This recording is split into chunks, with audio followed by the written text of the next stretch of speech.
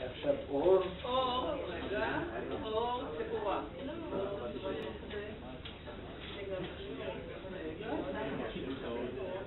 טוב, נצליח בסוף, זה המסך. רגע, תאורה זה שמה.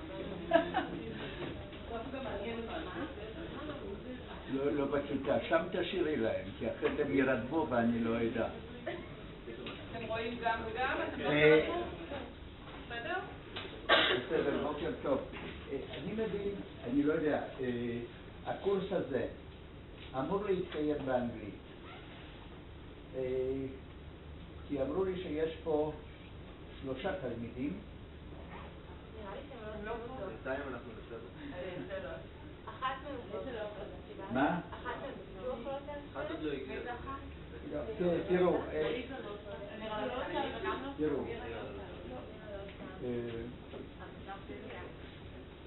יכול להיות שניתנו. יכול להיות שניתנו. ש? זה לא צריך. לא, זה לא עניין שצריך, או לא צריך. יש פה, יש גם טעם לקיים קורסים מתקדמים באנגלית, גם אם כולנו פה דוברי עברית, מפני שזה, כולכם תצטרכו לפעול בעולם שדובר אנגלית, כותב אנגלית, קורא אנגלית, וכדאי להתאמן בזה. אז שנה שעברה אני קיימתי את הקורס כולו באנגלית. היה תלמיד אחד.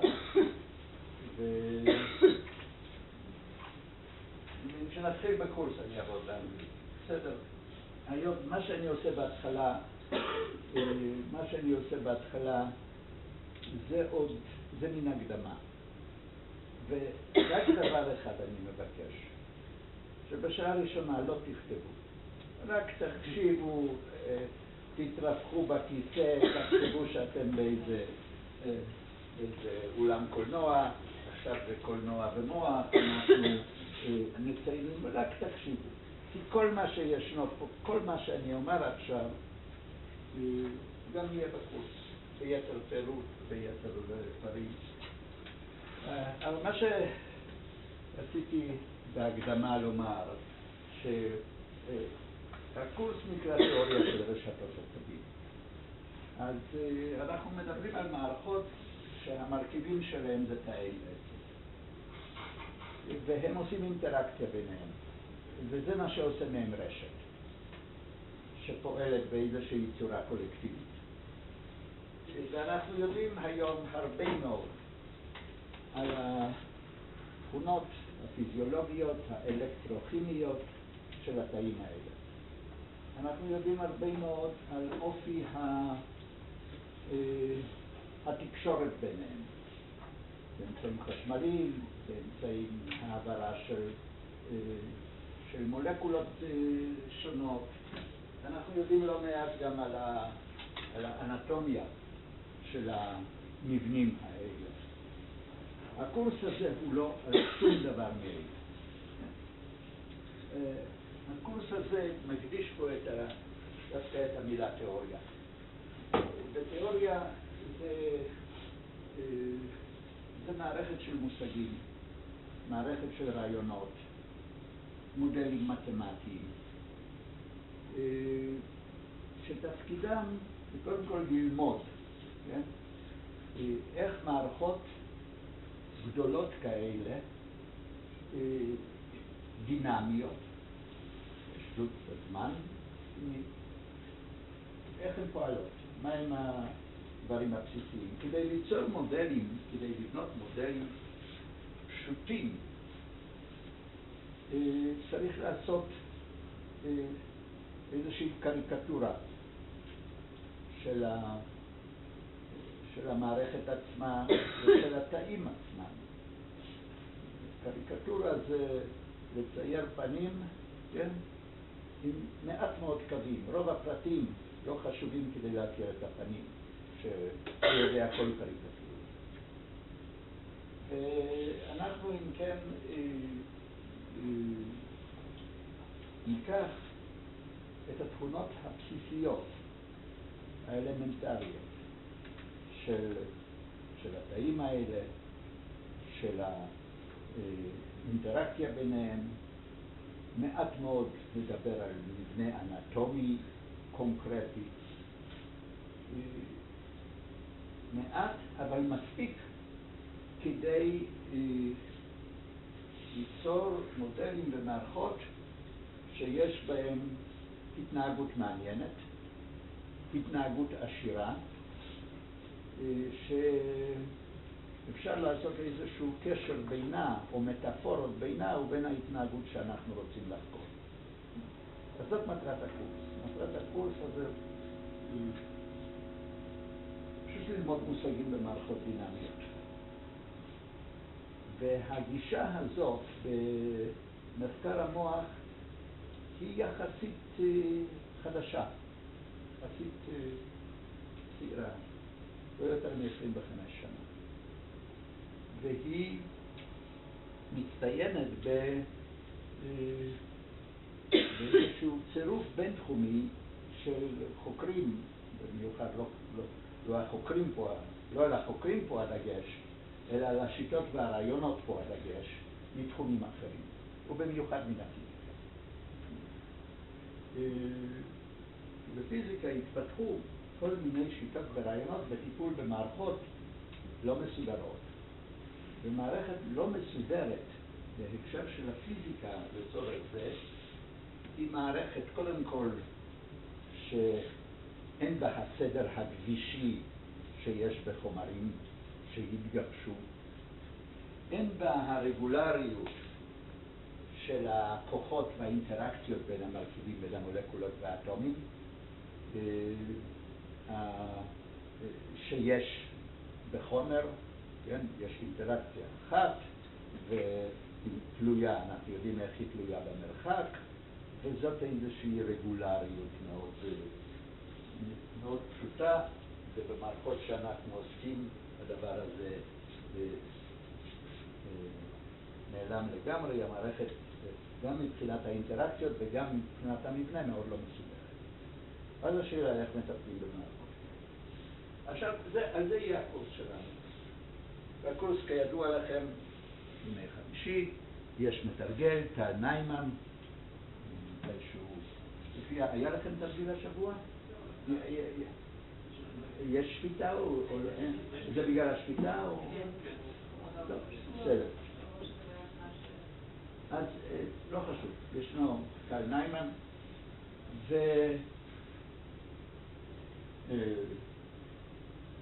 סילבוס, לא הבאתי, יש סילבוס מפורט, הוא נמצא באתר.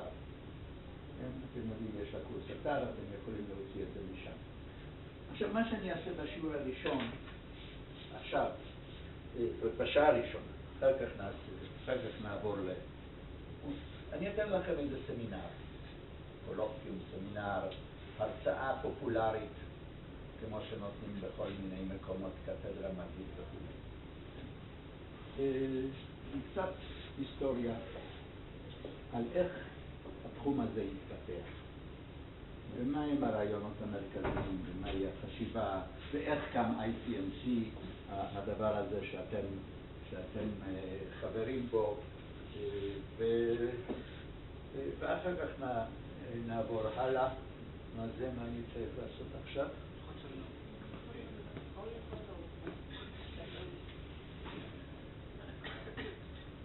כן.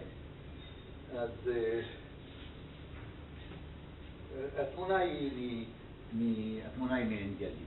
שאתם יודעים, אני לא יודע, אתם כבר השנה הייתם, או חלק מכם כבר היו כל שנה. אני השנה פעם ראשונה בתולדות עין גדי שלא הייתי, עם כל מיני סיבות, אבל כל שנה אנחנו מתכנסים לאיזה הפנינג של 3 ימים בעין גדי. אז ועכשיו אנחנו מדברים על ישנו, ואני לא יודע כמה מכם סימבולים, אני כן, אני אוהב את זה, היה חוקר לורד רטלפורד, מי שלמד פיזיקה, מי שלמד פיזיקה יודע שהוא אבי התמונה שיש לנו של האטום, שאומר שהחומר העיקרי של האטום מרוכז בגרעין, והאלקטרונים הם במרחקים גדולים, באיזשהו ענן מסביב, זה רת'רפורד, אבל הרבה יותר הוא אבי הפיזיקה הגרעינית, הוא פיזיקאי, ולא מייחסים את האמרה שכל המדע הוא פיזיקה וכל היתר זה איסוף בולים. עכשיו, כשהוא דיבר על איסוף בולים, הוא התכוון לביולוגיה. ולמה? מפני שפיזיקה בזמנו, כן? והרבה אחרי זה, הייתה הדיסציפלינה היחידה שהייתה בתיאוריה, שהיה בניסיון להמשגה, היה בניסיון לבנות את המסקנות, על עקרונות בסיסיים, וביולוגיה, אז בוטניקה וזואולוגיה, בעיקר, היום מקצועות כאלה באקדמיה לא קיימים, כי אולי סיסטמטיקה באופן כללי, זה איזשהו,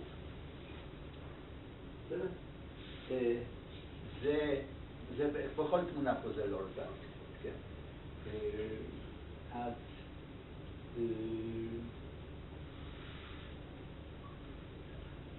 היום זה לא ככה.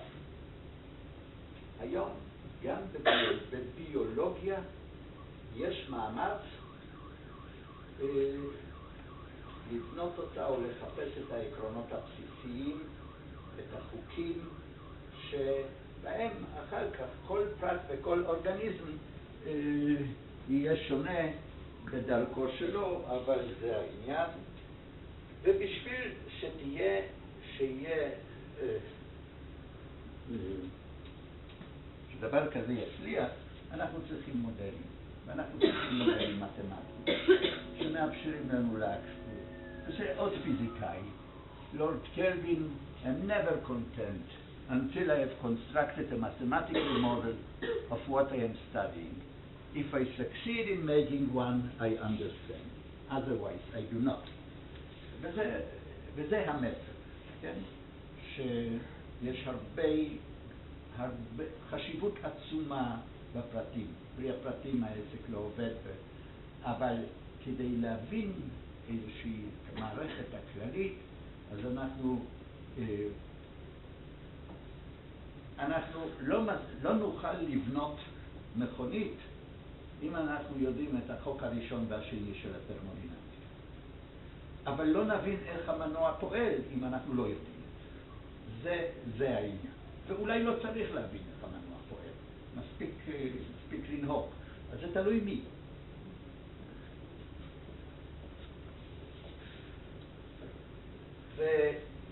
והדבר, התמונה הזאת התחילה להשתנות. התמונה הזאת של הביולוגיה כאיסוף בולים או כאוסף פרטים או כאמונה שבביולוגיה בגלל השונות העצומה בכל דבר אין מקום לתיאוריה. זאת תפיסת עולם שקיימת, הייתה אז וקיימת בכל מיני מקומות עדיין היום. זה לא לגמרי, זה ויכוח פרדיגמטי שמתקיים. אבל יותר ויותר יש הבנה שיש עקרונות כאלה. וזה התחיל עם שורה של פיזיקאים. מקס דלברג היה פיזיקאי גרעיני, יש אפקטים על שמו, ובאיזשהו שלב בשנות ה-30 הוא חבר עם שני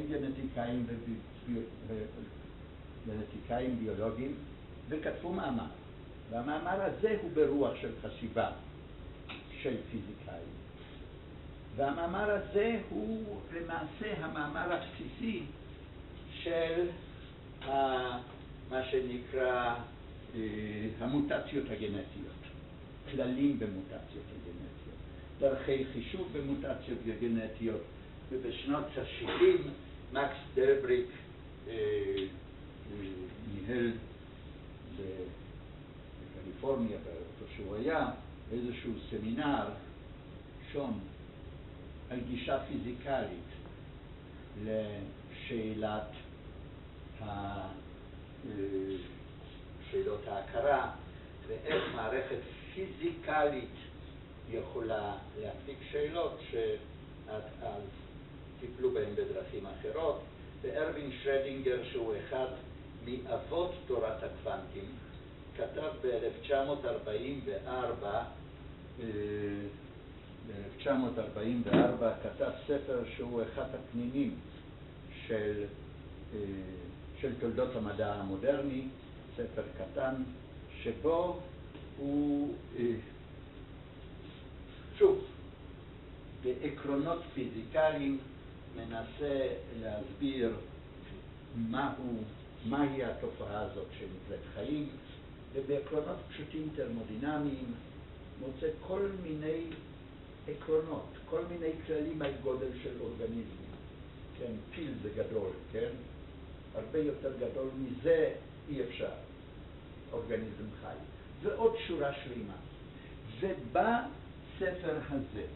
ובספר הזה של שרדינגר, יש טענה שהאינפורמציה זה הכל, והכל זה אינפורמציה, והאינפורמציה שבה ישנו האינפורמציה על האורגניזם הבודד צריכה להיות כתובה איפשהו, והוא אומר שחייבת להיות מולקולה.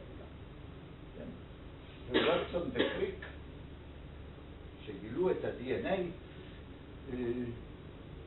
רק כמה? 9 שנים מאוחר יותר, וזה קיבלו פרס נובל 9 שנים מאוחר יותר, מצטטים אותו הרבה, כן? כי מקור שממנו שאבו הרבה השראה לעבודה שלהם. עוד אחד מאבות תורת הקוונטים, נילס בור, גם הוא עשה ניסיון מאיזשהו דיון במדעי מוח. כל אלה פיזיקאים, וישנו בתורת הקוונטים עקרון שנקרא עקרון ההשלמה, והוא אומר שישנם גדלים בעולם החומרי, בעולם הפיזיקלי, שאנחנו לא יכולים, אין שום אפשרות, לא בגלל שאנחנו לא יודעים למדוד, אלא אינהרנטית, אין שום אפשרות לדעת בו זמנית את ערכם המדויק.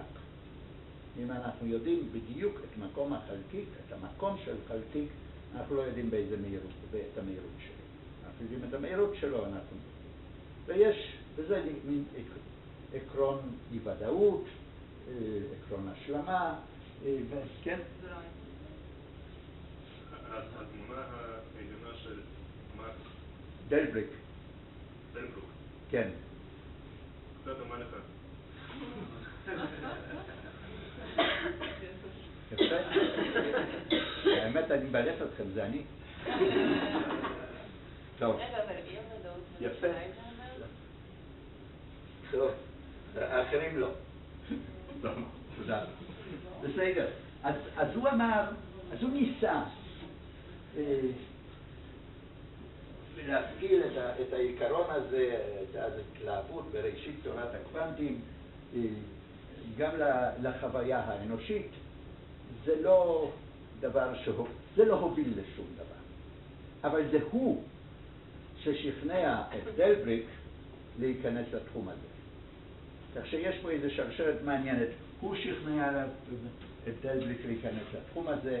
שרדינגר בכל הסיפור הזה משתלב ועושה משהו קונקרטי. ווטסון וקריק באים מיד אחרי זה באיזושהי, מה שנקרא כזה רוח הזמן, ועושים את המהפכה הגדולה. ומה הוא אמר, איפה עקרון אי הוודאות, מה הם שני הדברים שאי אפשר בו זמנית לדעת, וזה המיקרואנטומיה וההתנהגות, הפסיכולוגיה. כי אם אנחנו מאמינים, ואנחנו מאמינים שכל מה שבין שני האוזניים שלכם, על כל הפרטים והמבנה והקשרים הסינפטיים וכל מיני פרמטרים שקובעים את ההתנהגות, זה המיקרואנטומיה. אז ברגע נניח שאני עכשיו אני שואל אתכם כל מיני שאלות, כן? אז ברגע ששיניתי שאלות, אתם כבר תזכרו את השאלות האלה. ברגע שראיתם אותי, מחר תזכרו אותי. זאת אומרת שהשתנה משהו במיקרואנטומיה. אז אותה סוג של התערבות של צופה במערכת הנמדדת, הוא רצה להפעיל ולהסיק מזה מסקנות, אבל זה לא הוביל לשום דבר.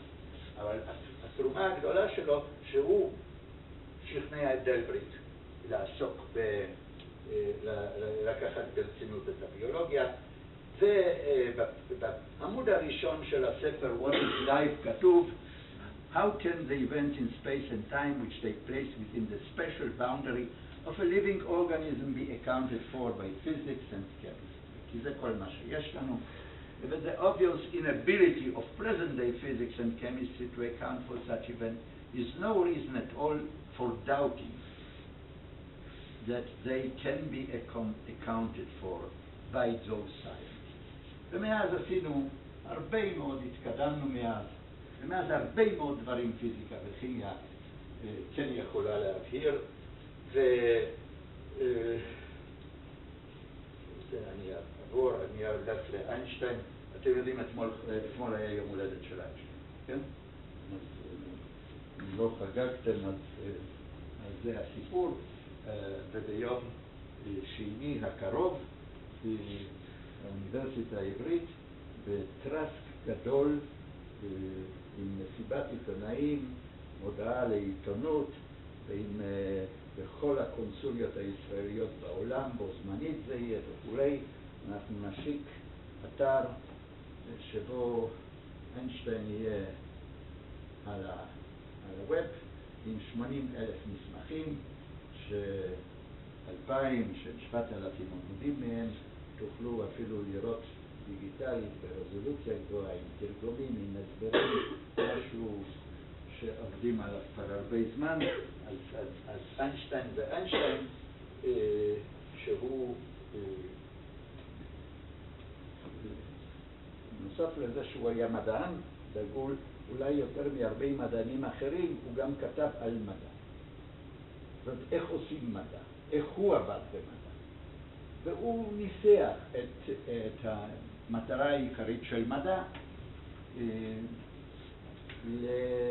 לנסח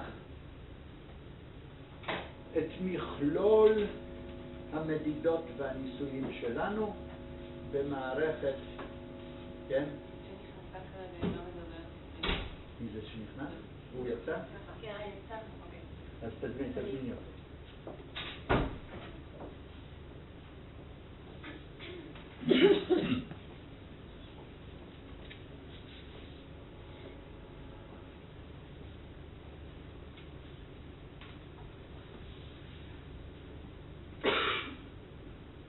כן, לנסח את זה במערכת פשוטה של עקרונות וחוקים,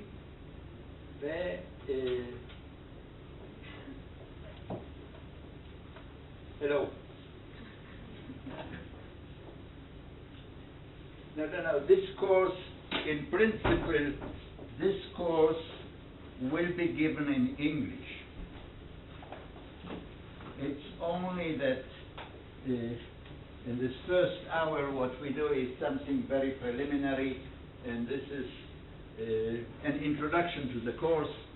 It's like a public lecture on how this discipline of neuroscience evolved and what caused physics and physicists to be interested in this brain,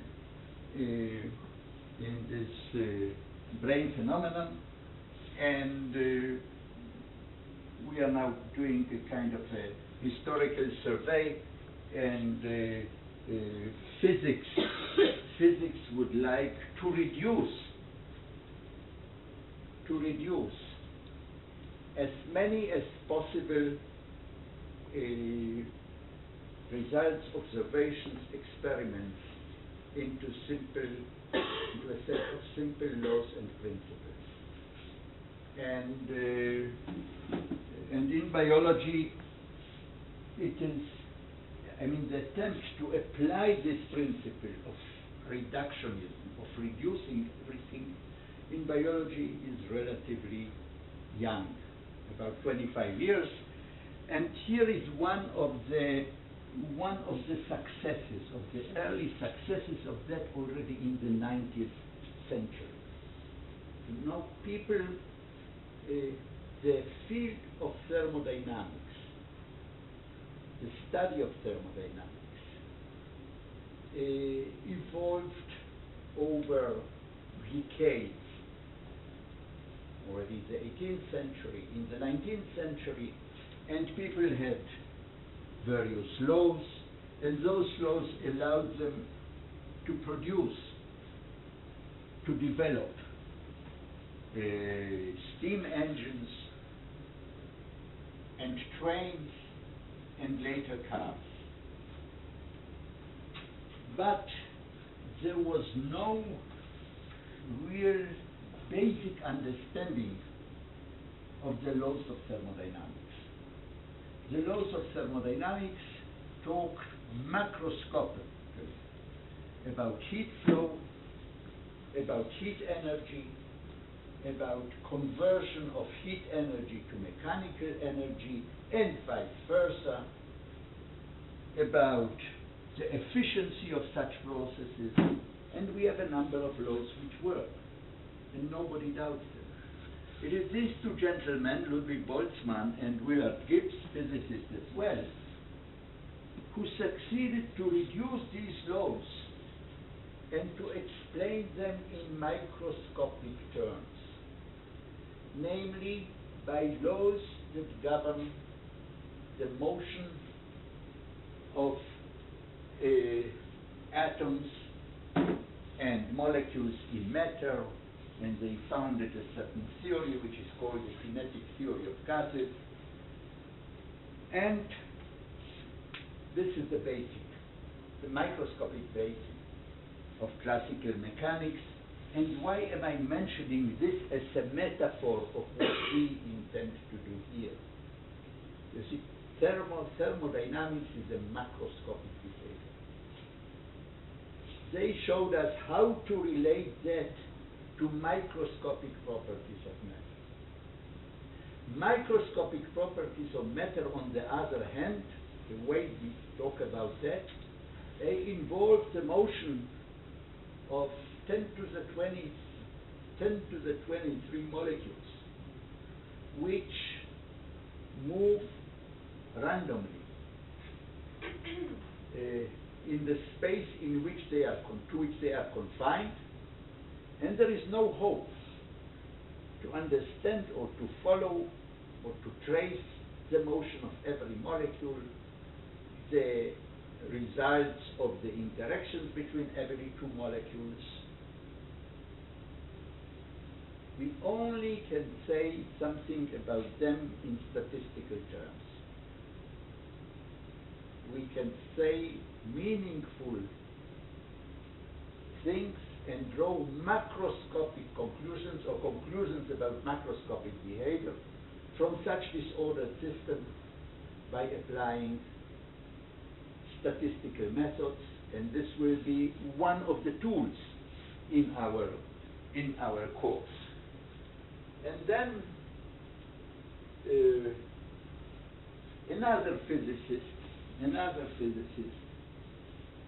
Philip Anderson, in 1972 wrote an article, a short article, more is different. And that is an article which inspired the thinking of many in science. Because the essence of this article is, we are trying to, as I said, reduce all behavior to the simplest elements. We would like to reduce the behavior of boiling water, which is a macroscopic phenomenon, to the properties of the motion of molecules in water. But how about the other one? Suppose we know everything there is to know about a molecule of water. Can we, from that alone, understand why under certain degrees water turns into ice? And from physics we know that the answer is no. There is something additional. There are at every level additional principles come in which we have to understand. And they have to do with collective behavior, with principles that emerge in the system when you observe collective behavior, and this is the essence of the saying more is different. It is not simply more. And by that, in that, we see different levels of scale, quantity, organization of matter, from elementary particles to society. And you can go all the way, and hopefully social scientists are now trying to imitate a lot of what physicists do in their laboratories and in their to reduce even social behavior, but as we know, at every level there is more. And now let's talk about neuroscience. And it all begins at the early 20th century. At the early 20th century, we have two heroes of our field. One is Ramon Cajal, who is essentially the founding father of the neuronal doctrine. What does it mean? What is the neuronal doctrine? Just as there were for centuries debates between philosophers and later scientists about the structure of matter, let me tell you that at the beginning of the 20th century, there were still prominent chemists and physicists who did not take seriously the atomic structure of matter. And there are various reasons for that.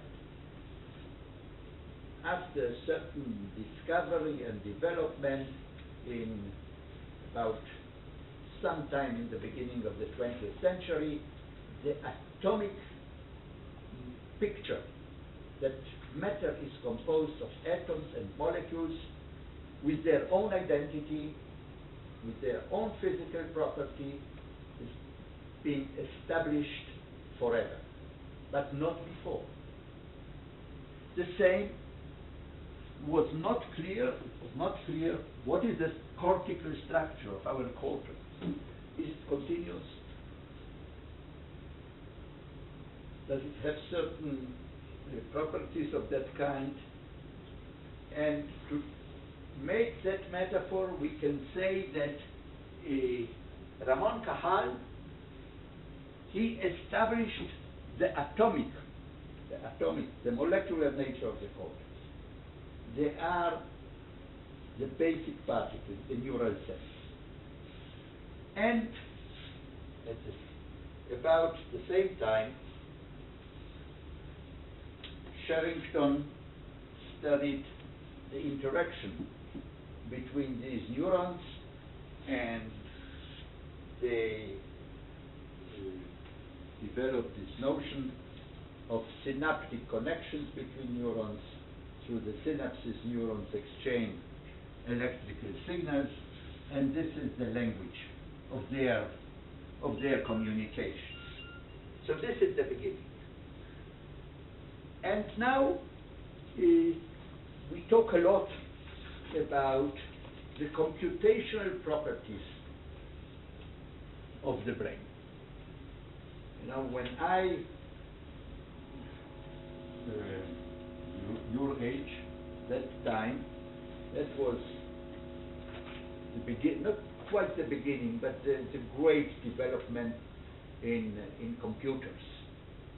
And in those days, people made this metaphor, and computers were called electronic brains.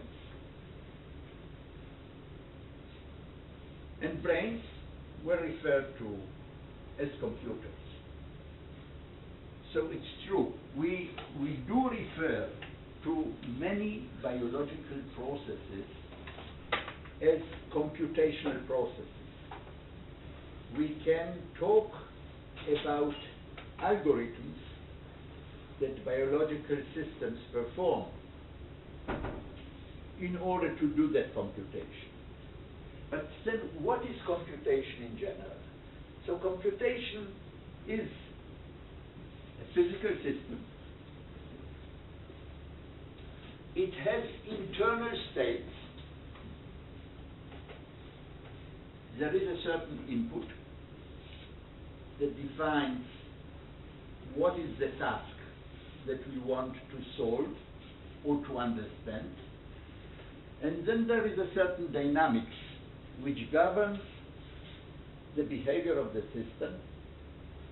The dynamics is part of the hardware, of the rules of the system. The input is the challenge. The input and the dynamics define a certain trajectory in the space of internal states of the computing device, and finally it stops when there is a solution, and we have to have a reading mechanism, and this in essence is computation. And there's a big debate, what is the dividing line between simple causation. For example, if you look at the needle of a compass, you can say that the input is the magnetic field on Earth, and then the needle wobbles a little bit until it shows you the direction of that, and this is the result. But we shall not refer to that as computation. This is simple causation. Computation has to have some more complicated, sophisticated structure. And what is the dividing line? That's not. And now, coming back to this metaphor of electronic brain or living computer brain, we have to remember that there is a major difference between these two kind of computation that we perform here and the computation that all digital computers perform today. And that first we should remember what that is. First of all, the biological computers are not all-purpose computers. Each of the biological systems which computes in the sense that I described before, a brain computes because it has a certain input, it processes that input, there is a readout, and then there is a response to that input. And there is this action-perception cycle, and so every system that we have is designed by a long process of evolution to perform a certain purpose, a certain task. The computers that on our desks are all-purpose computers. Anything that can be programmed, any task for which we can write a program in any language, can be solved by that computer. The other thing is that biological computers are plastic, namely they grow, they change, they learn. They learn, and we talked a little bit about these changes in microanatomy. We learn all the time, and if we, and as I said, today, those of you who saw me for the first time will recognize me tomorrow when we meet in the supermarket or wherever. That means that something changed in your microanatomy that imprinted my face. So it changes all the time. It's a completely different architecture. Every element in an ordinary computer is connected to a very small number of other elements, whereas in this system, every element is connected to about 10,000 other elements.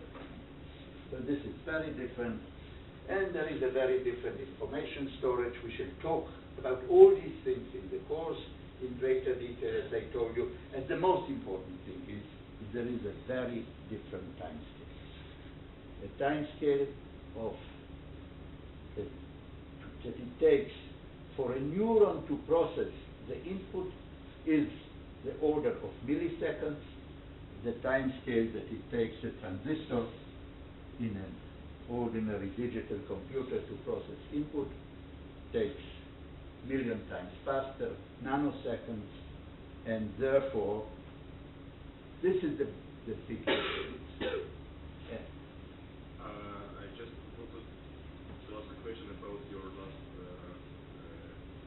sentence.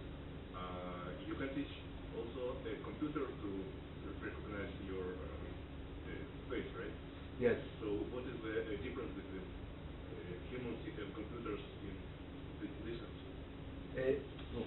We shall talk about these things in greater detail, but let me just tell you that there are tasks for which these computers have been, through evolution, adapted, and they do it very, very efficiently, like face recognition, which you can teach a computer to do that, but this is a big challenge. Thousands of people are still working on it, and the best computer cannot match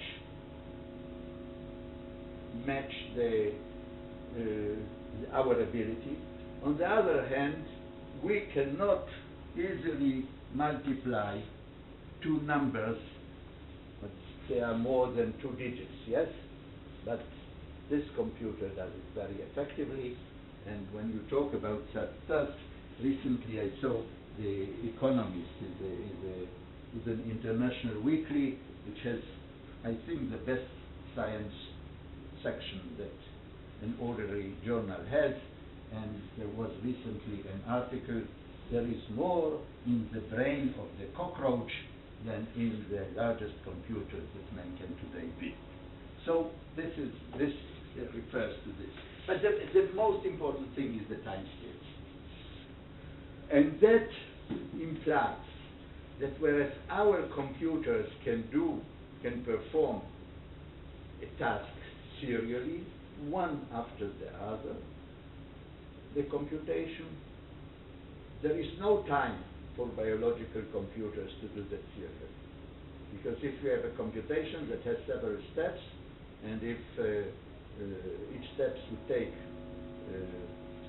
several milliseconds, then it would take forever, and we would not have the time to escape a danger, an imminent danger, and so and so. So these are the basic differences. The parallel processes is something that in all our models will be in this course, will be, of course, emphasized, and there are a number of biological systems. The nervous system is what we will do. The immunological system, there is certainly learning in that system. There is a process, protein networks in every cell, protein synthesis. All these biological phenomena, functions can be described, can be formulated in terms of computation. And now the brief history of neural computation. Let me tell you, as you see, neural networks is the term neural networks begins in the 40s. In the 50s, people realized that such networks could be taught to perform certain tasks. These two will be the essence of our course here. Then there were different kinds, the 60s, 70s, the philosophers, the logicians, the big debate about the limits of that kind of approach. We will do not much about that, but the 80s is marked by this development which I talked about at the beginning of this course, which were physicists, physics come into this picture, and the 90s is you. So what happened? What happened in the 40s? There is a seminal paper by these two gentlemen, a logical calculus of the ideas immanent in nervous activity, and one of them is a physiologist, the other one is a bright mathematician, and they adopt the model of a binary neuron. Now, I told you that the neuron is such a complex beast, with such a sophisticated electrophysical behavior, with such a complicated morphology, but in modeling, we take what is essential. And they thought that if you assume that the neuron is just a point element, don't care about its structure and morphology, that it has two states. It can either be active or not. It can either fire a signal or not at a certain time. This is a binary neuron, and we talk, and from those binary neurons, it is a kind of an element which receives inputs, processes that input, makes a decision, 1 or 0, fire or not fire, and that between these elements there are connections. They can be either excitatory, which helps the neuron to fire, or inhibitory, which inhibits the neuron from firing. And there is a threshold. If the neuron accumulates inputs from other neurons, and it is above a certain threshold, then it will fire. And this is all. This is all. And this is very, very simple. What is in red here is taken from biological behavior. What is in black here is a caricature of biological behavior, or biological. But if you take such neurons and combine them into a network, you can build such neuron, what is called logical gates. We should talk about gates. Logical gates are the atoms of computation. By building logical gates, you can, any algorithm, anything that can be computed, can be cast into a series of such gates. And therefore, this is a kind of combination of neurophysiology which is represented by these red properties and mathematical logic. Now, let me ask you, we'll take about 20 more minutes to finish this presentation. And then we take a break, or you want a break now, and are you awake? Fine? We'll continue with this. Okay. Or we continue with this, and then we take a break, and then we'll have one break. So this is what we were talking about, and immediately after today and next week we shall really explore these kinds of networks, where this is the model, this is the point binary neuron, it gets inputs from all other neurons to which this neuron is connected, and it takes certain summation of that input, and if it is larger than the threshold, it will fire. If not, it will not fire, and this J can be either positive or negative, excitation, inhibition. I promise you we'll go into that in great detail. And we derive behaviors of such networks, much more sophisticated behaviors than McCulloch and Pitts had, but... Sorry, I think there was a mistake. What? In the previous... there was? Mistake. Mistake? That's why I erased it fast. Okay, now we'll correct it. Yes, thanks.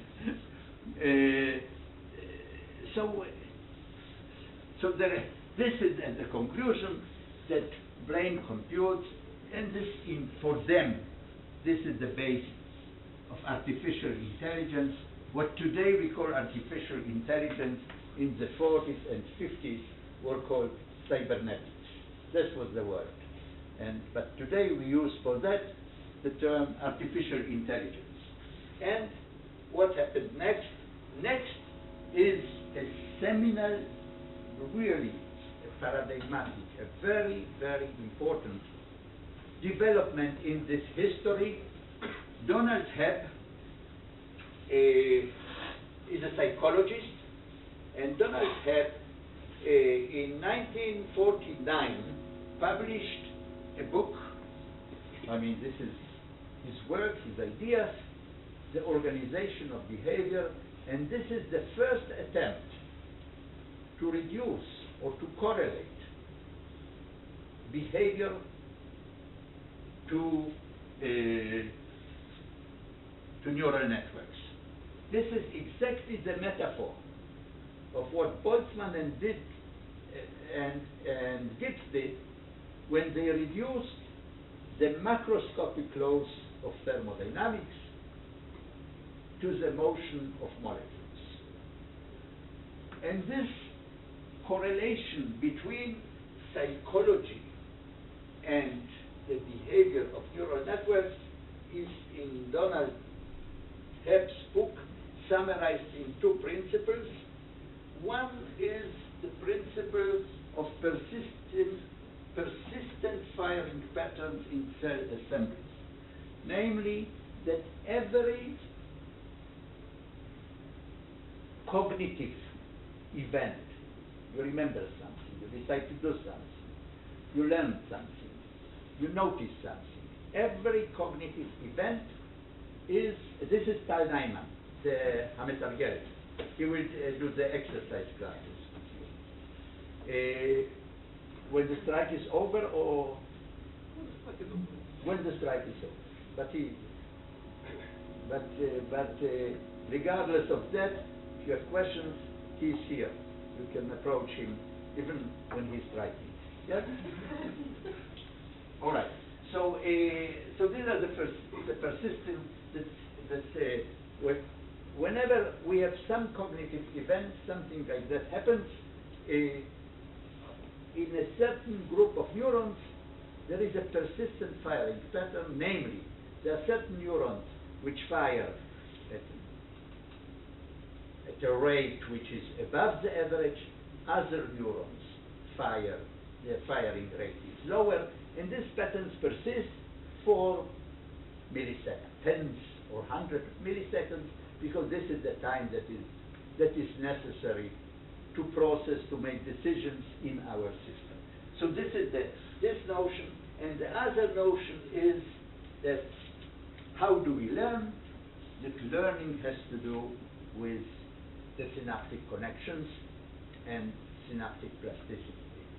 So whenever, what I told you, if you have now learned to recognize my face, that means that the efficacy, the strength of certain synapses in your brain have changed. This is the essence. And this is a kind of, here are 20 neurons, and neuron number 1, number 2, number 3, number 4, and this is a certain time. This is kind of neurophysiologists refer to as raster plots, and you see that neuron number 20 and neuron this and this and this and this and this and this and this fire at a rate which is larger than other neurons.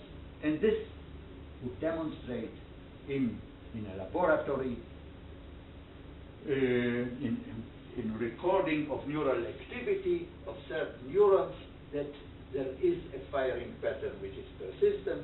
And the other thing which happens, it is when an axon of cell A is near enough to excite cell B, or repeatedly or consistently takes part in firing it, some growth or metabolic change take place in one or both cells such that the age efficiency as one of the cells firing B is increased. And this is kind of a poetic formulation of this. This means that when two neurons are connected and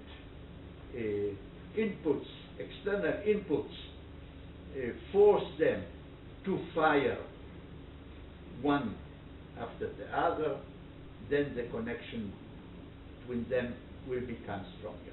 And this is learning. This is the essence of learning, and this is the learning paradigm that we accept until today. All models of learning are based on this notion of synaptic changes. And in the 50s, this principle was applied to the McCulloch-Pitts networks that we described before, and certain device, the perceptron, which was a model for a network that can learn. And we shall, in our course, talk about the perceptron and discuss certain limitations, what a perceptron can learn, what a perceptron cannot learn. This is the motion of a certain perceptron. There is a certain input, which is the task. There is a certain output, which is the answer. There are the synaptic connections here, and there is an algorithm which modifies these synaptic connections, which is the metaphor of learning, until this device performs the task. Learning, a broader and deeper study of learning will be the contents of neural networks 2. You know, there are two courses, a basic course and an advanced course in neural networks. The difference is that in our course we shall refer to learning, but only briefly. Neural networks 2 is essentially the theory of learning in neural networks. And so McCulloch is good, that we already talked about. And now I want to mention one other hero in this history, in this story, and that is von Neumann. And von Neumann is one of the really founding fathers of present computers. He was a mathematician, a physicist, a philosopher, maybe the last of what in the history of science is called polyglots. Somebody who knows everything and who has written on everything. And he has written a small book, The Computer and the Brain, which was published after his death. And the computer of the brain has many very interesting insights. And in particular, the insights are the language of the brain, although we refer to it as a computing machine, is not a language of mathematics. Appears to be using a radically different system of notation from the ones we are familiar in mathematics, a system of notation in which the meaning is conveyed by the statistical properties of the matter. Namely, that this system applies a certain uncertainty. In arithmetics, every process 2 and 2 is always 4. Already today, and if not today, then next week, we shall see that not every input produces the same output. Not every input to a certain neuron produces the same output. There is a certain noise in that system. The brain replaces this logical determinacy of arithmetics into a certain fuzziness of noisy behavior, which it uses for the benefit of its performance. And that's, von Neumann was the first to notice it, and we shall also use it in our computation, in our course, and as a result, you see all that. Telling you what I wanted to introduce to you is the reasons how it so happened that physicists became interested. Because everything you have from now is the physicist's playground. Yeah. We have all this collective behavior, which is a great challenge to understand in physics. So let me now do it fast. The first maybe attempt of physicists to use this concept. You see, in physics we have many examples of binary systems, and we have rules of how these of binary units. Yeah, magnets, which could be either in one direction of the magnetic field or the other direction of the magnetic field. There are atomic systems which have 2 levels of energy and that transition between them. So we have many examples of and there are interactions with them. So immediately after this work in the 40s and 50s, physicists became interested because we know how binary systems work, interact, and we particularly know something about their collective behavior. And so this was that. In the 70s, Little in Stanford introduced the notion of temperature to describe exactly that logical fuzziness that I told you about. And it turned out that this notion of temperature, it's not the temperature that you measure in Celsius or Fahrenheit centigrade, but it is a temperature that is used to measure noise, to measure uncertainty.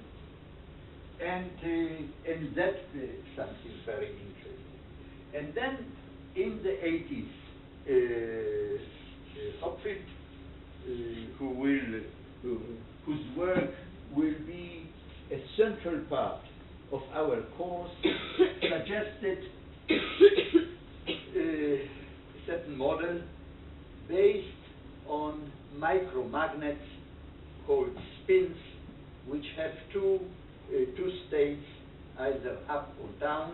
And while Bill Little introduced the notion of temperature, in the Hopfield approach, the main notion which is carried over from physics is energy.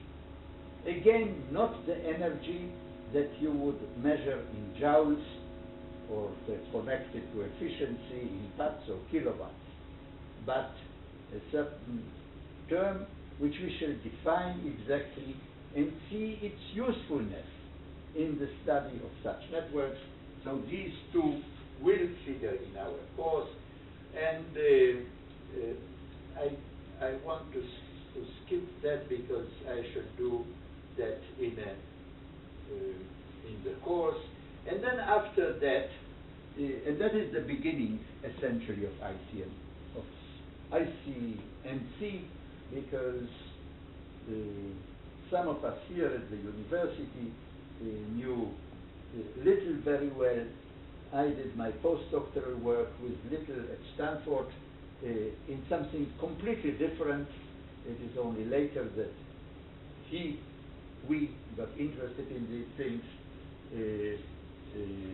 I'm Sampolinsky. G stands for Gutfreund, S stands for Sampolinsky, and A stands for the late Daniel Amit, who passed away a few years ago. And we joined forces here, and as physicists, all of us physicists in background, who worked in statistical mechanics and physics of disordered systems, and could make at that time a contribution to this by really analyzing all these models in physical terms, by taking the temperature into account, energy into account, and by demonstrating an extremely rich and interesting behavior of such networks. And later, Elizabeth Gardner, a young researcher who joined us here, and she was with us a year here, and she died of breast cancer at the age of 26-7 after a year here, and we could only imagine. She did remarkable, groundbreaking work which inverted the whole question. In physics, we always ask, given certain forces and interactions, what is the behavior? In the context of neural networks, Elizabeth asked the reverse question. Given the behavior, what kind of synaptic connections do we need? And this again opened a whole horizon of research, and the basic model of the brain, yeah, that we shall explore in this work is the following. There is a system, and there is an input, a stimulus. And that system is defined by its anatomy and by the synaptic connections. These synaptic connections, which are denoted here by J's, they change in the process of learning. We have a stimulus, we learn. This is a certain dynamics of the hardware, of the synaptic connections. And then in turn, once we have learned, once there are the JIJs after the process of learning, this input then is recognized. And the recognition is, here it's denoted by letter S. These are the two states of a neuron. These are the bits of the computation. These are the zeros and ones. So this is the essence. We have two types of dynamics. One, the dynamics of learning. One, the dynamics of recognition. Dynamics of learning is slow. Dynamics of recognition is fast, immediate. And this is the essence of our course. This schematic description is what we should do, and the theories that Francis Crick I have already mentioned, and I like this because, you know, the entry of theory into this was met with a lot of suspicion, with a lot of criticism by biologists who have invested so much energy, time, and ingenuity in developing all these detailed aspects of the systems and of behavior. And here come the physicists and suggest very simplified methods and models. And Francis Crick, who himself was a physicist by training, he is one of the discoverers of DNA. Theorists almost always become too fond of their own ideas. It is difficult to believe that one's cherished theory, which really works nicely in some respects, may be completely false. So all that one has to keep in mind. And there is one neuroanatomists, great neurophysicists, brain researchers, who visited us here very often, who worked very closely with Moshe Abeles and his group, whom we all know. And in 1977, he wrote a book on physics and anti-physics, and anti-physics is biology and brain studies. And he, in that book, claimed that never, yeah, that the differences are so profound that there is no way to reduce physics into brain research, into brain behavior. And living matter is in a very fundamental sense always an image of the world, but objects of physics and those of biology, we observe that the latter are essentially the result of memory processes. But the physicist is interested in other properties of matter. But that was 1977. In the same Valentino Breitenberg in 1992, after attending with us 1 year here at the Institute for Advanced Studies, after all these developments that physicists brought into it, he wrote a manifesto for brain science, and it says the following: we are convinced that ultimately a satisfactory explanation of thought and behavior will be given in a language akin to physics. It means mathematical language, and in that manifesto we believe that the distribution of electrical signals observed at a spatial resolution of 1 millimeter, temporal resolution of 1 millisecond is all we need to know.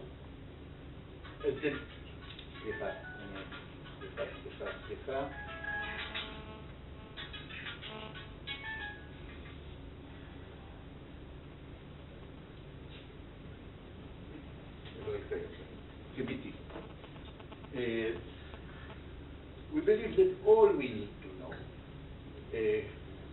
A more fine-grained analysis, say at the molecular level, is relevant for the understanding of the individual cell, but probably necessary for the understanding of behavior, but probably unnecessary and may even obscure the picture. תראו עד כמה יש פה שינוי בחשיבה, שיותר פרטים יכולים, כי אז מרוב עצים לא נראה את היער. עכשיו תבינו שהדברים האלה...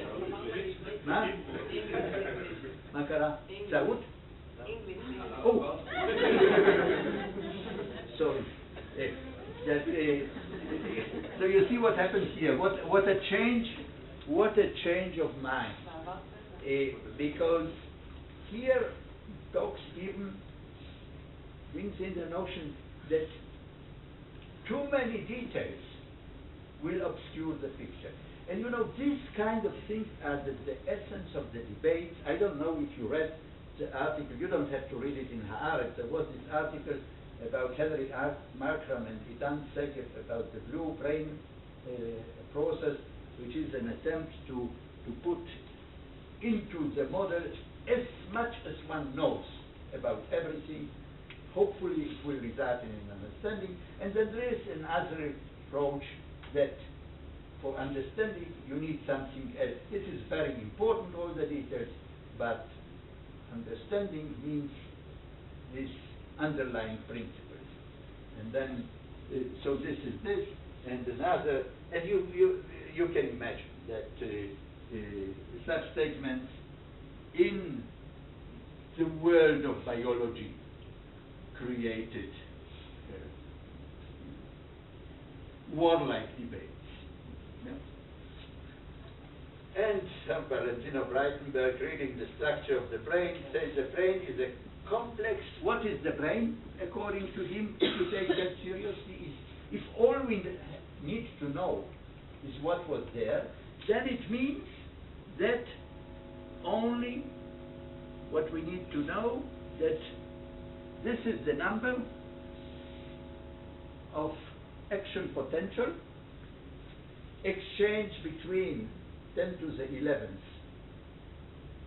11th neural cells in the course of a human lifetime of 70 years. Today we could increase that a little more, but it always, even to me, doesn't apply anymore. But this is it, and that is all we need to know. But what does it mean to know that? This is something that we cannot trace. So in order to make sense of all that, we have to have some basic principles. And in '87, we had this Institute for Advanced Studies, where we brought together at the Hebrew University people from the different, from psychology, from computer science, mainly from physics, and from biology. And then we had a certain seminar, and there were these grand debates about the neural codes, and again, and the main debate was the cultural one. Whether we should adopt this cultural approach of physicists, simple models, and investigate them and see what we do, or very detailed descriptions which are much more realistic in terms of biological things, question of whether despite its action potential was relevant, and there were fierce debates, and Moshe Abeles, Hopfield, others, that, and then we formed ICNC. And when we decided to establish ICNC, we had this cake-like, this cake picture, and that was our ambition, that was the idea, that was the strategy, that at the basic there are some basic disciplines like computer science, applied science, theoretical physics. That's where we came from. If it had to be us, then this one would be that broad. Yeah, if we would just throw it neurobiology, anatomy, psychology, and then on top of that are the specific phenomenological areas, and the cherry on the cake was the understanding. At that time, we still were not decided which way to go. There was this, there were two goals: artificial intelligence, namely the challenge to emulate, to learn from behavior of organisms and to apply that in computing machines, robots, and all that. It's part of that. But the main thrust today of ICNC is the living organism. Yes?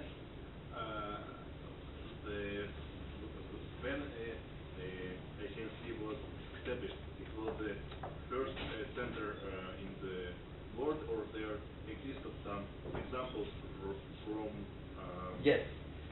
It was at that time, there was an interdisciplinary effort already established around Hopfield in the California Institute of Technology.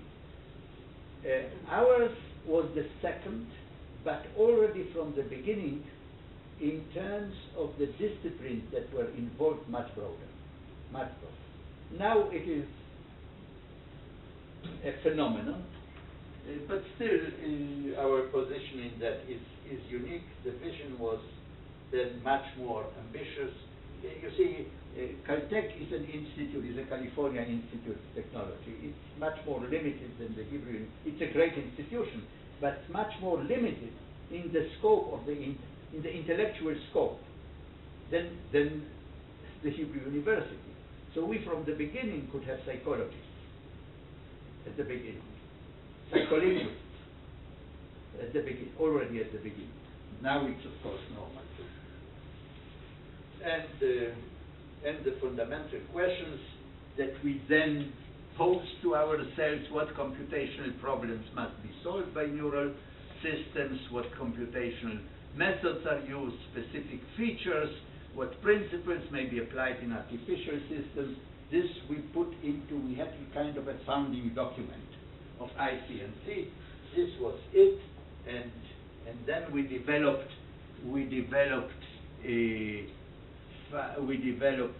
courses around this basic, and now it's much more diverse. There is much more biology in that, but this is how it all started and how does the brain compute.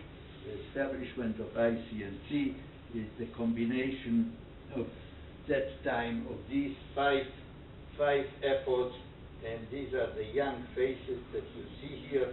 You may recognize them. This is 91, this is 20 years ago, and this is Daniel Amit, whom you do not know, I mentioned to you before, and Idan Segev you can see, and the color of my hair is different, and that's how it all Elon, this young boy here, and then this is the history, and we have, and 2000 will be, that's up to you, what will be in the 2000, the ICNC student. Yes, this is the next chapter in our history, and this is how we have fun at the retreats in Engedi, and this is the introduction. And now we take a break, and you deserve a break, and then we plunge into the subject matter. All right?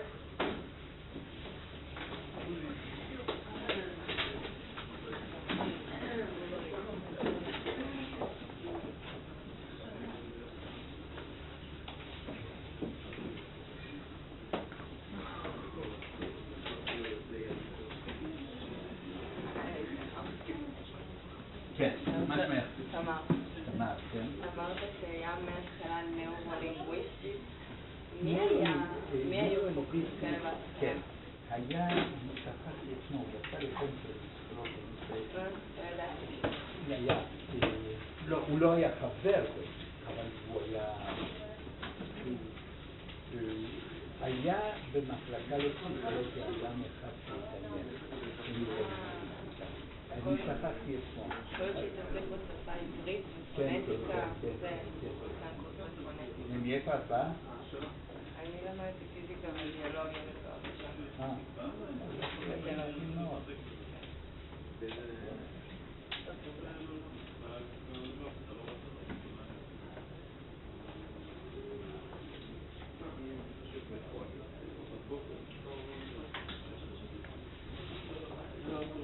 כן.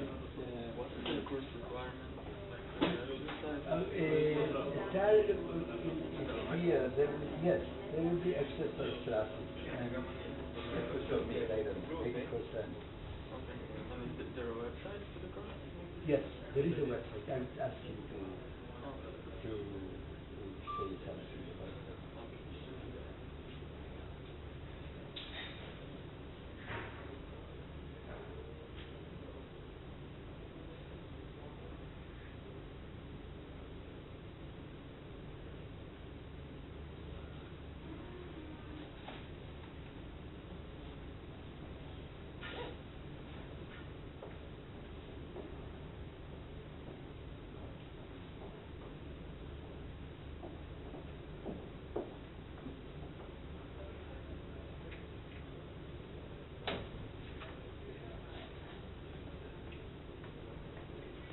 שלום, זה חנוך.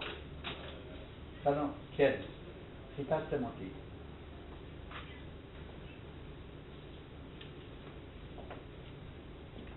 כן.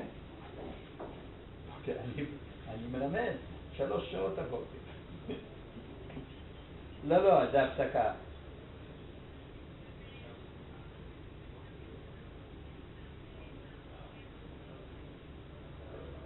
מסך אין לי, איפה יש לי מסך?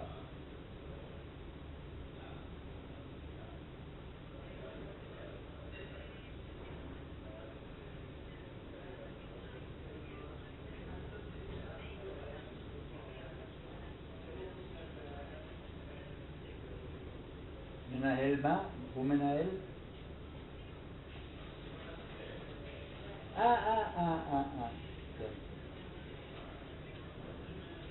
בסדר גמור. טוב, אז אני אגיע קצת קודם כדי לראות שאנחנו יכולים לטפל בזה.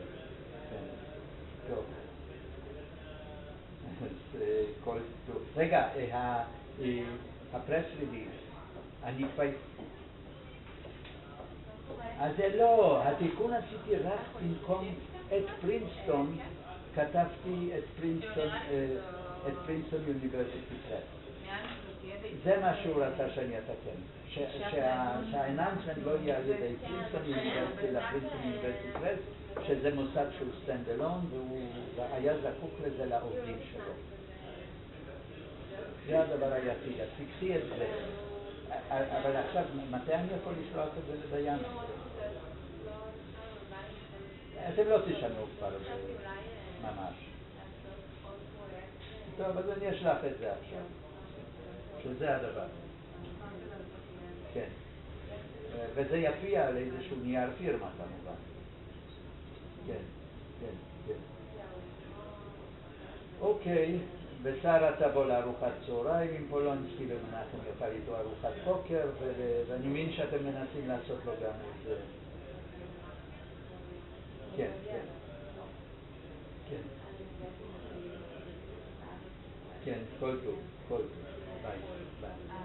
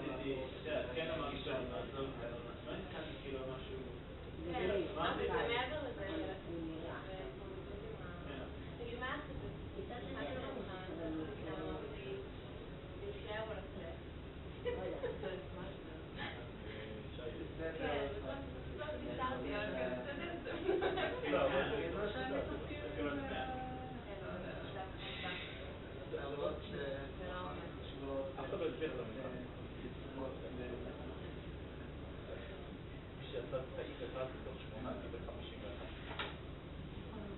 וגם אם הוא זה הסתכלתי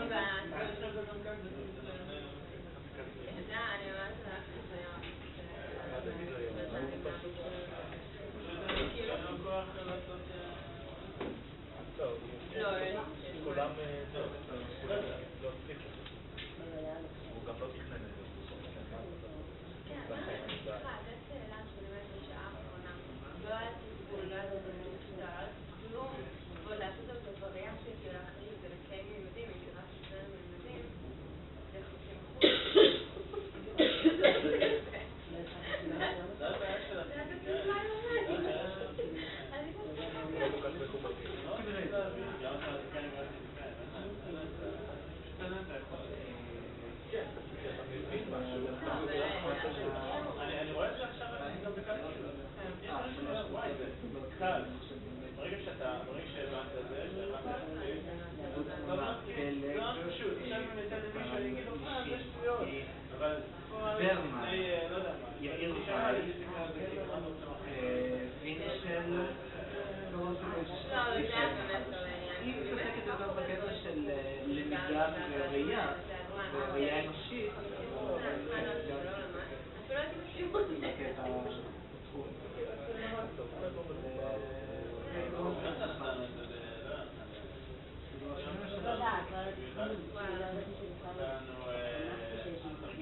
דווקא זה היה שמי שלמד את החומר האחרון שעליו לא היה תרגיל כאילו שמישהו היה לעשות אז מי שלמד את זה קיבל שאלה של 30 נקודות מתנה כי הייתה שאלה ממש קלה אבל אני מה שעשיתי בגלל שהיה מאוד זמן היה להם פורום בטוח אז ישבתי עם הקצר למדתי את החומר פתחתי את השאלה וגם בזה קיבלתי 100 בסוף שאין בזה אבל זה גם, זה היה לי גם רק קראי אני מבחן מתמטיקה בעיניי זה כאילו אתה יכול לקבל, יכול לדעת החומר ולקבל 50, לדעת החומר ולקבל 100, לא לדעת החומר ולקבל לקבל עדיין 100, זה תלוי כאילו מה...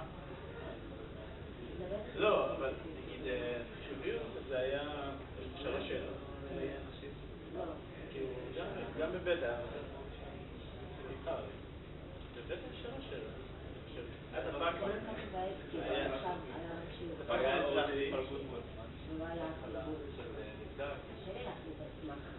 זה היה שם עוד משהו שהיית לעשות השלמה לריבוע, זה היה זה עם הריבוע שלנו. נכון, הנה, יש לך 2 שאלות. אתה מצליח, זאת אומרת, אתה יכול להצליח את 2 השאלות האלה ברמה לגמרי. אתה יכול להצליח, כאילו, אם אתה לא מצליח, אתה פרק שאני כתזק, כאילו, אתה לא... אם הייתי זה יהיה לי כל כתוב את זה על כל החוק. אבל זה העניין שבמתמטיקה השאלות הפתיעות חדשות. ונגיד, כל המקצועות האחרים, מתמטיקה ופיזיקה, כל השאלות לא יודעת חדשות. לא, אני אומר, יש לך נגיד השאלות בתוך השאלה, כן, הרבה מהדברים הם תלויים אחד בשני. בביולוגיה, אז כאילו, כל בלתי תלוי. מה זה? אין לך תיאוריה. אין לך תיאוריה. לא, יש תיאוריה, אתה יכול לשאול שאלות. יש תיאוריה, יפה. ברגע שאתה למדת שנה-שנתיים, אתה יודע מה זה חלבונים, DNA, ווטאבר, הגעת לקצה של התיאוריה, ואז אתה יכול לשאול את השאלה. אבל זה סוג אחר של מבחנים, זה מה שאני אומר. זה משהו כאילו שהוא... איך לבד לי ביטוי במבחנים משהו שאין אבל... שאני אומר שמתמטיקה זה נורא קל לשחק דברים קיצוניים. כאילו אתה יכול מצד אחד ליפול לגמרי, שלא הצלחת אני יודע, אבל נלחצת, אבל לא ראית בדיוק סיבוב. אני חושב שבביולוגיה זה האוניברסיטה הראשונה שגרה כן. יש לכם איזה מערכת זאת אומרת שעשיתי בשניהם.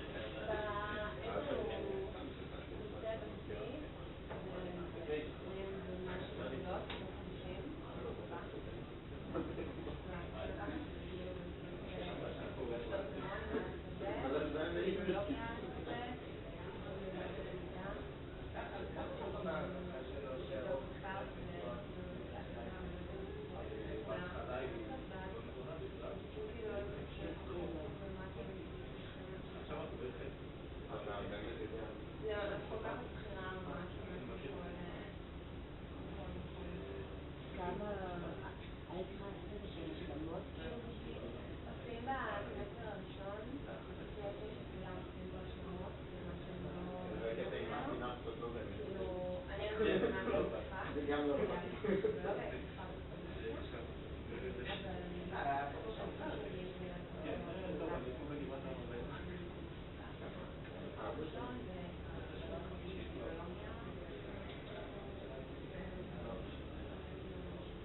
לא הרבה יושבים כאילו בביולוגיה. לא הרבה יושבים כאילו בביולוגיה. אבל עדיין אני לא יודעת איך קוראים לספר? באמת? אין אצלנו בגלל ששם זה בפיזיקים אצלנו היינו סיימנו מצב חמור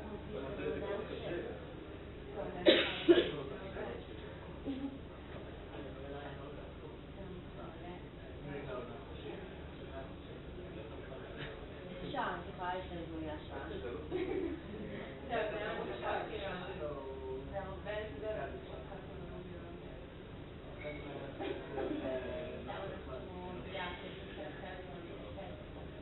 ביולוגיה, הוא יגיד על זה משהו משתתף בדרך כלל, זה לא כזה. מה הדעת לספקולים? מעבר לעבודה זה ביסופרים בישראל, זה רציתי לשאול אותו, מה בדיוק למה נגדול? רציתי לשאול אותי, כאילו הוא מצטער על זה שהם ביולוגים ופסיכולוגים או שהם נשמע שהוא לא לוקח לא, לא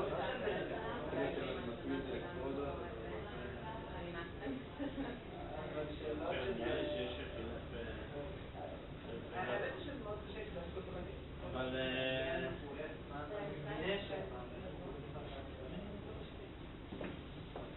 ואיפה הוא הכי פשוט לא, מקום זה נותנים לך מבנה ואומרים לך איך מתנהג והשאלה היא מבנאים מקדמים נותנים לך את המקדמים ואתה שואל איך הדבר הזה יתנהג אבל השאלה היא יותר מעניין אותי איך זה מבנים וזו השאלה שלי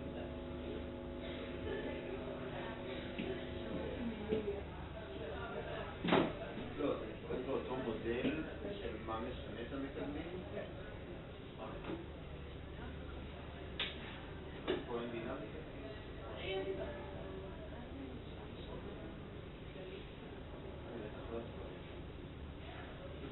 לשמוע את הנעלם.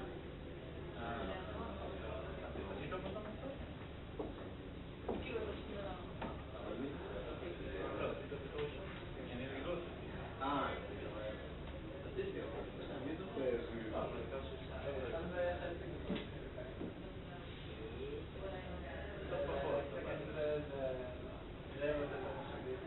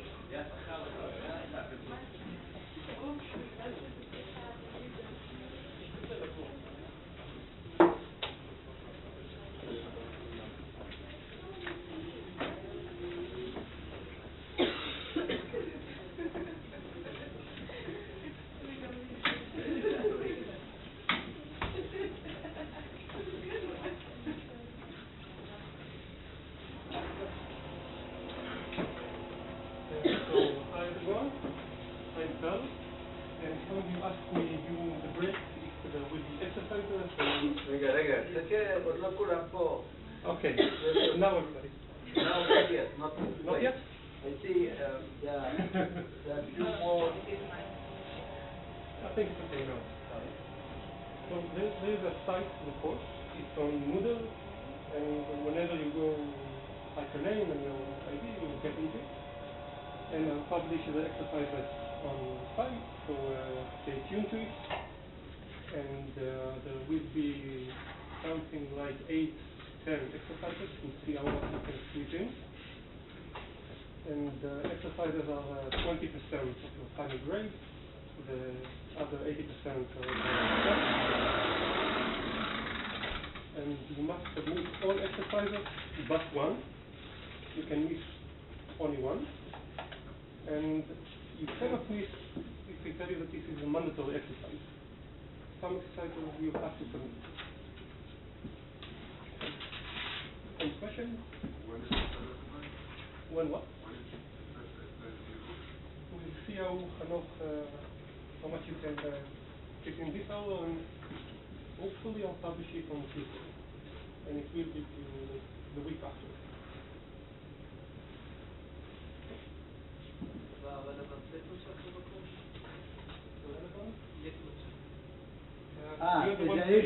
Yeah. You have a syllabus, and that syllabus also has you put it on the site. English, Hebrew, both versions will be on the site, and there is a bibliography, recommended bibliography in the syllabus. So, next, just I wanted to clarify one thing. I am doing it in English, but if anybody feels that it would be easier for him to ask questions in Hebrew, please do ask your questions in Hebrew. I shall respond in English, of course. Necessary also translate the question. So let this not inhibit you from participating or asking questions whenever you want, and you may ask questions whenever you want. And now so we know we are talking about networks, but let us first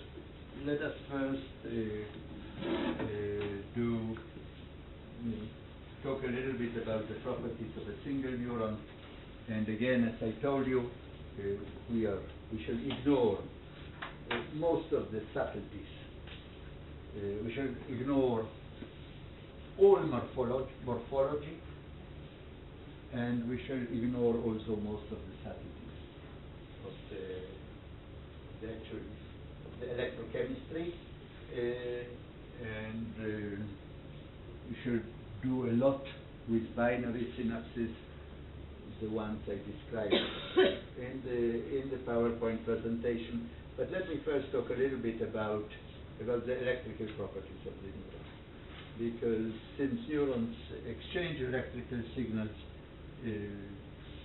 they are electrical devices in some sense, and what defines that is that, like every other cell, there is a membrane dividing. There is a membrane of a few nanometers in thickness dividing the internal of the cell and the external of the cell. And like in every cell, in the cell there are many biomolecules, proteins, there are amino acids, there are molecules of water, and there are also ions. The main ions that participate in that are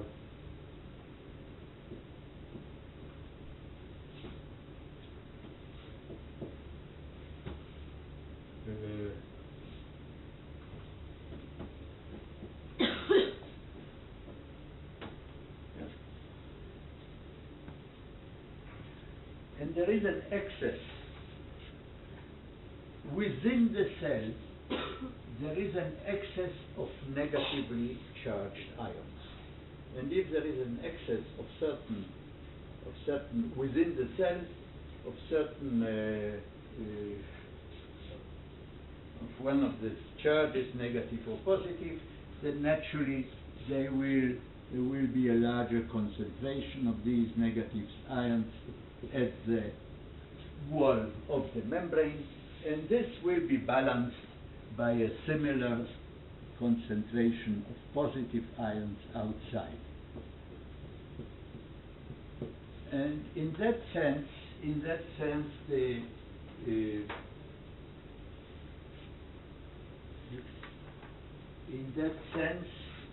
the membrane or the cell is what kind of device, of an electrical device?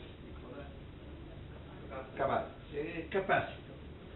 And the capacitance is defined by C, V, Q.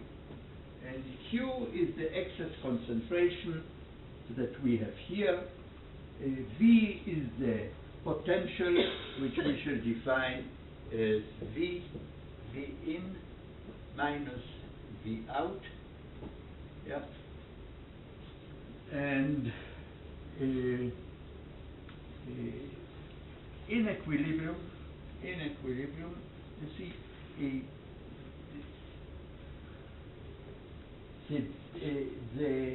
this potential difference, the V out we define as 0, and then V in will be minus, if V out is 0, about minus 70 millivolt. And what that means, that of course, if the membrane would be completely opaque, not transparent to the transition or transmission of ions one way or another, then if it were not transparent, then positive ions would want to get into the cell. Because positive ions then go down the potential, and but the membrane has certain channels which allow ions to go through this both ways.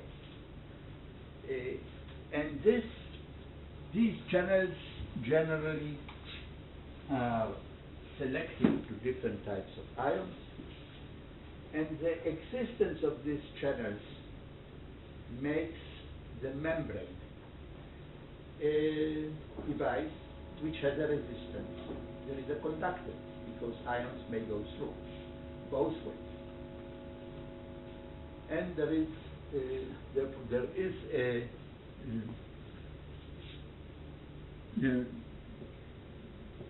so this is a device that has a resistance. Now, the equilibrium is maintained by, in equilibrium, ions which go across the channel, the membrane in both directions, these currents balance each other and there is no net current. In order to change this potential, the way to change this potential is by changing Q. dQ dt is a current. And once you have a current, and we talk about the nature of this current, then V changes, and we have this kind of thing. And the capacitance here tells you how much current you have to inject into the cell in order to change the potential, or to have a rate of change of potential in a certain distance. So if you want to change the potential, this is what you have to do. Now, before I just wanted to tell you about the concentration or the number of ions that participate in this process is about 10 to the 9th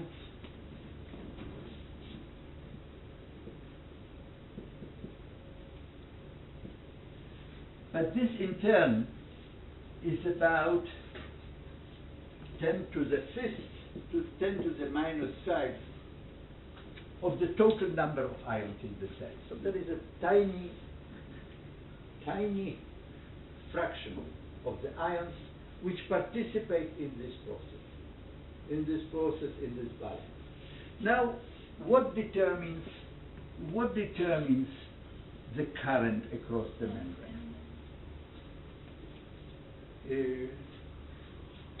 There are two elements which determine the current across the membrane. One, of course, are the electrical forces, and then the current is controlled by the resistance of the membrane. We have large is controlled by the resistance of the membrane and by the potential difference. Yeah. If the resistance of the membrane would be small, then there will be a large current of ions flowing inside, and so this is one thing. The other thing is that is a diffusion of particles, in this case of ions, from regions of large concentration to regions of small concentration. Now, these ions, their concentration on both sides of the membrane in equilibrium is quite different.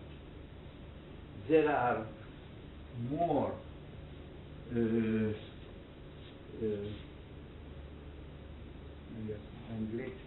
is potassium.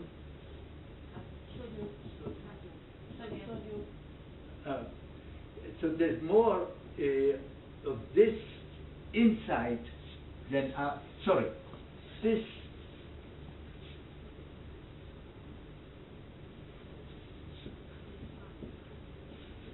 the concentration is much larger in the cell than outside of the cells, and I believe that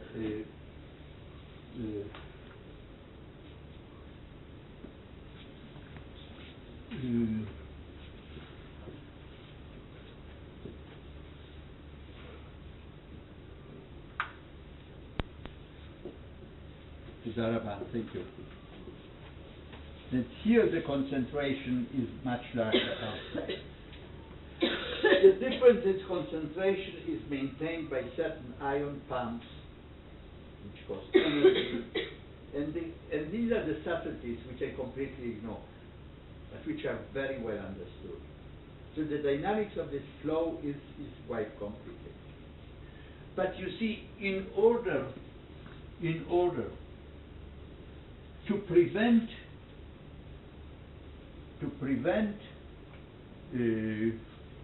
these ions to flow into the cell and to equalize the concentration, that's what diffusion wants to do. There has to be, in equilibrium, a potential for these ions, an electrical force for these ions, which balances that diffusion force. And therefore, you see, for each of these ions, there is an equilibrium potential. There is an electrical force, which is determined, which is there in order to balance or to maintain this difference in concentration, and is determined also by the resistance of the membrane to this specific ions. And you see, in order to I'm looking for the numbers that I have here somewhere. Yeah.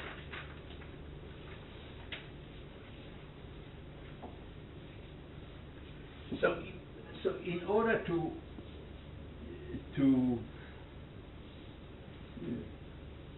maintain this concentration difference, there has to be a potential V equilibrium for this particular ion, let's say Na, and that has to be positive in order to prevent positive ions to move there, and that is about 50 millivolts. It's not important to remember these numbers. We only have to understand the qualitative aspect. I shall never in this course use any of these numbers, or any numbers at all. That have to do with actual values of the different physical parameters. But this is just to demonstrate the mechanism. On the other hand, a V equilibrium for K, therefore,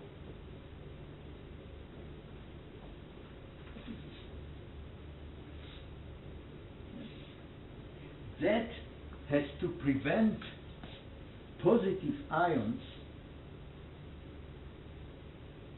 to cross the membrane in this direction, because that's what diffusion would like to do. And in order for that to happen, that has to be negative. So 70 to minus 90 millivolts.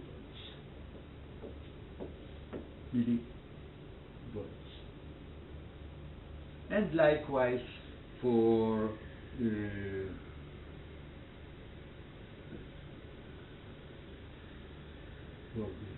medium K would be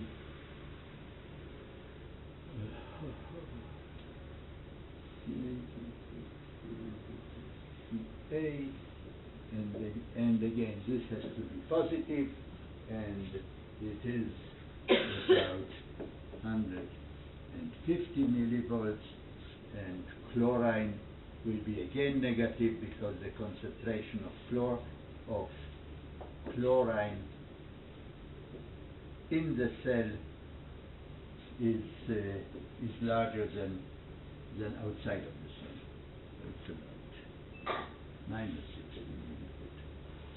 Anyway, this is just to show you that the current across the membrane, the motion of ions across the membrane, is a very complicated process.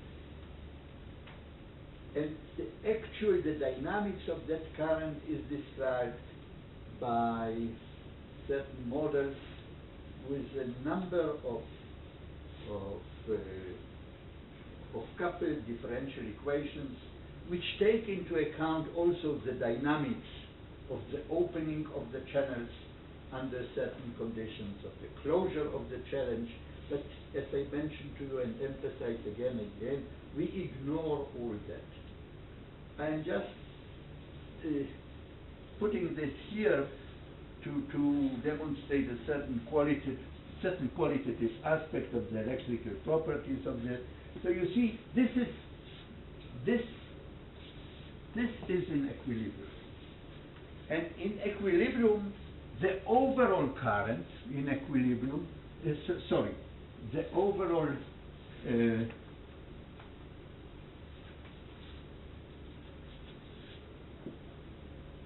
potential in equilibrium is about minus 70 millivolts.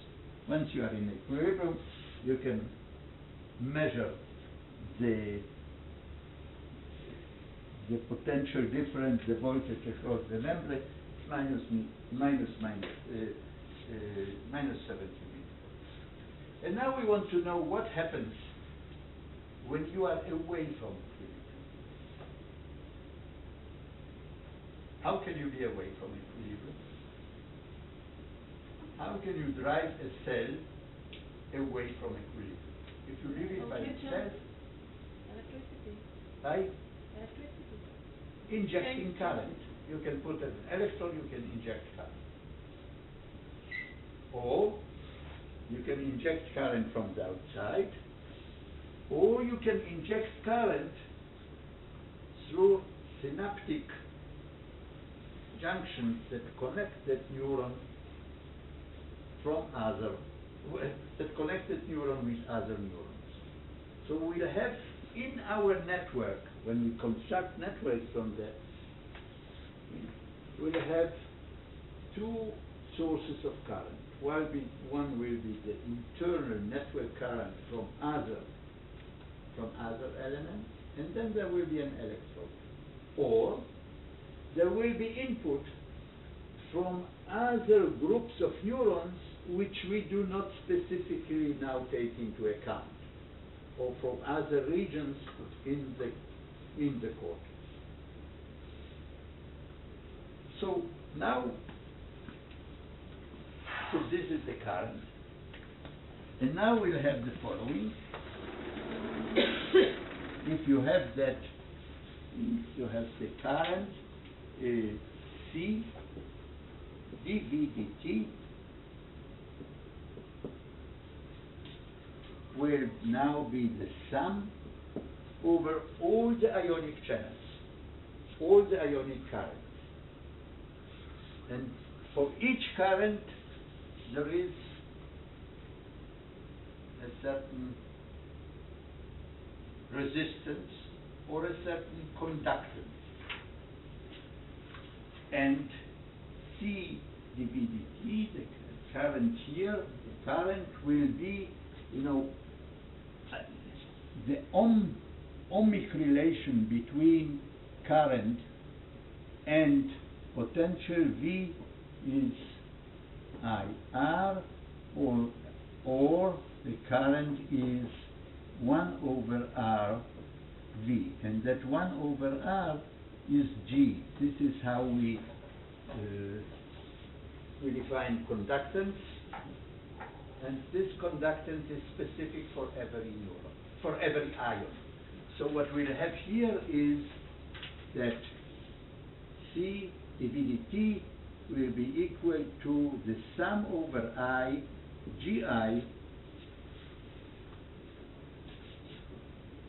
V minus V equilibrium I. So for each ion, you have a certain equilibrium potential. That's what I wrote before.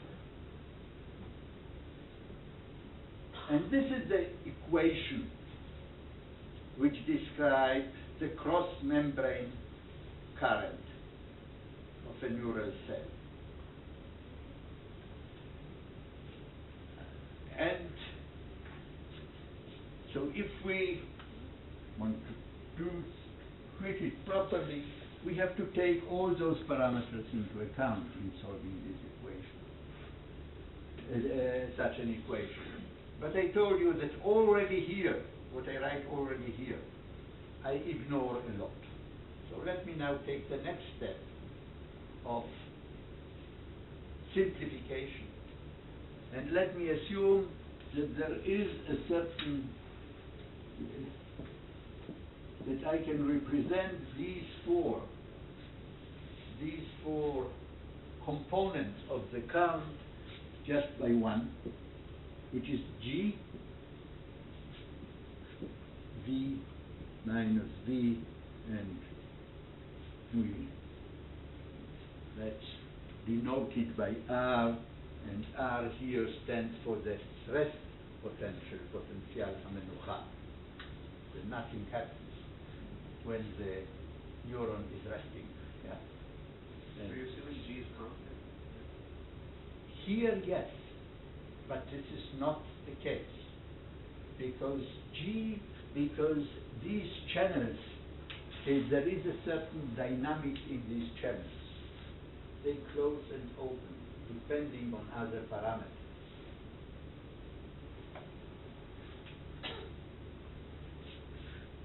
So this is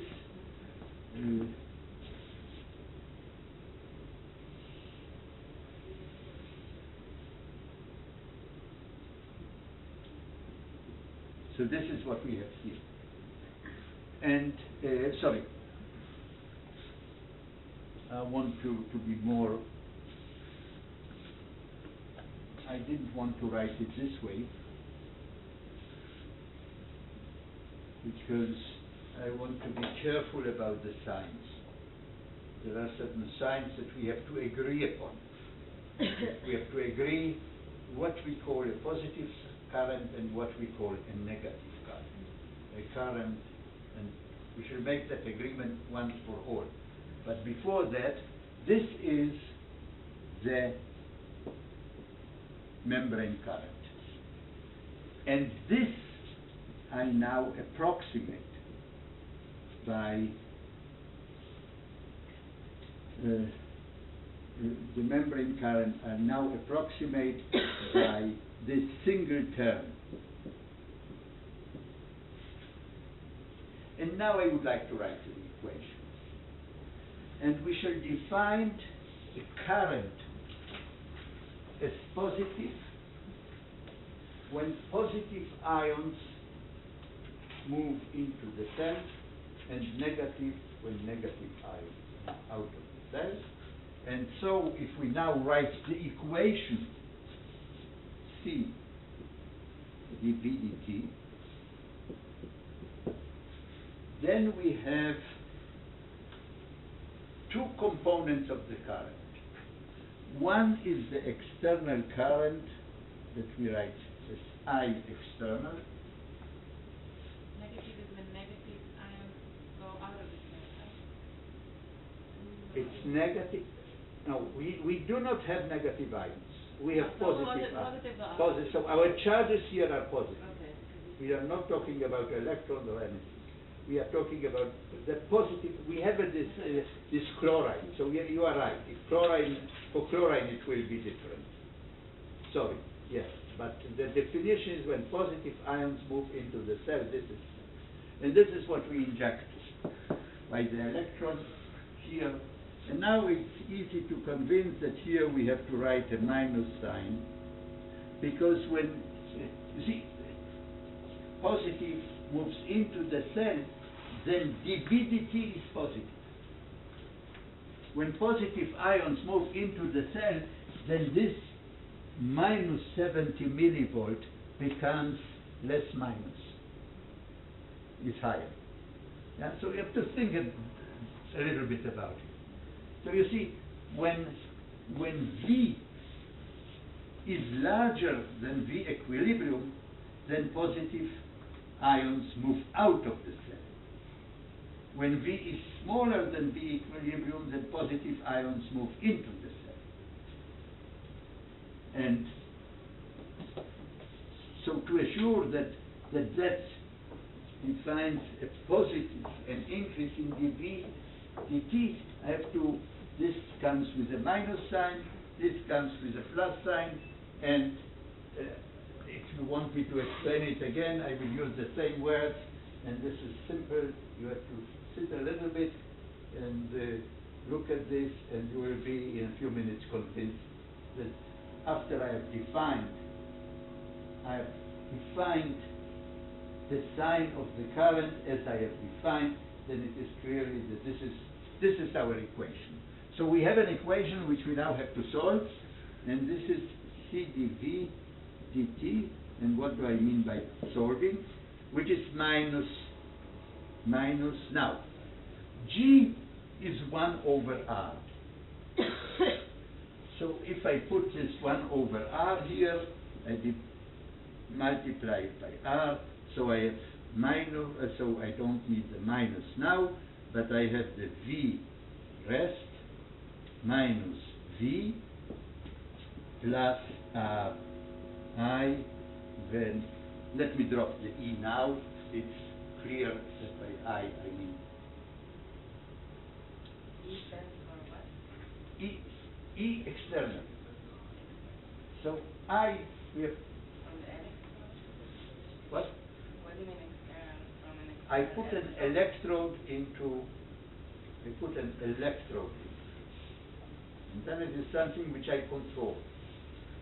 In other cases, and we'll have cases, where this I will be an input from other areas in the brain, in the cortex. We look at a certain area in the cortex, like, for example, an area with the cortex which analyzes the input of odors, the olfactory cortex, and when we shall treat, and this will be part one of the chapters in our course, then we will have these currents, but we shall also have currents from other areas, from other regions in the cortex.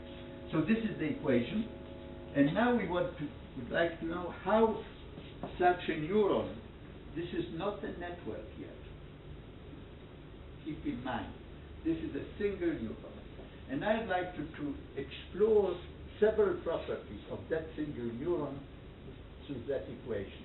That's why I did it. So first I want to see what happens if a general solution. When there is I here which has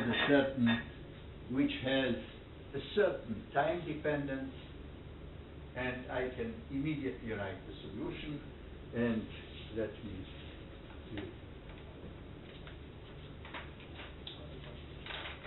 write it down here.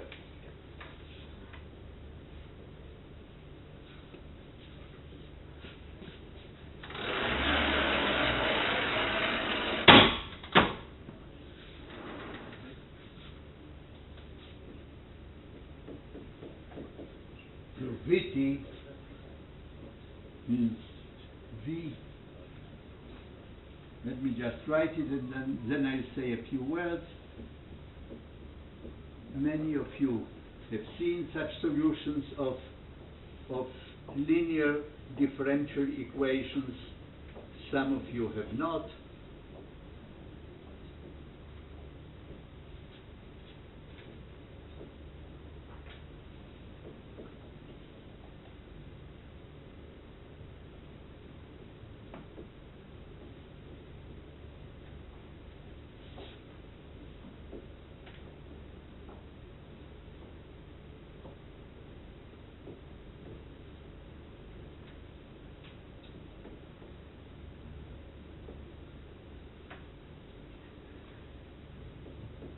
Now, first of all, I introduced here the parameter tau. I should have said what tau is. You see, this is a capacitor. RC is this combination of resistance and capacitance.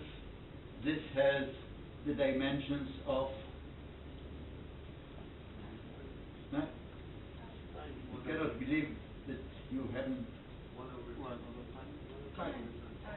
This is time. This is the dimension of time, which we denote by tau. It is the characteristic time which determines how fast the capacitor is discharged if we connect both sides, and it is a parameter which defines the time scale of all changes and such a capacitor, and therefore here this RC is replaced by the parameter tau, and the typical values of that in our system is 10 milliseconds. The order of that, 100 milliseconds. So now this solution, there are several things here in this solution. first of all, you have to convince yourself that this is actually the solution. So what do? I shall not do it, but in order to convince yourself, I just wrote it down. To convince yourself that this is a solution, you simply have to take the derivative of this, and taking the derivative of this gives you this and brings 1 over tau here, and then taking the derivative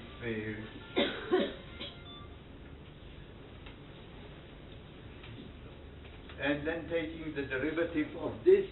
You know how you take a derivative of an integral where the parameter is one of the bounds of the integral. So I trust that you all know that, but you have to do it for yourself, and then you see that this is the solution. Now, every such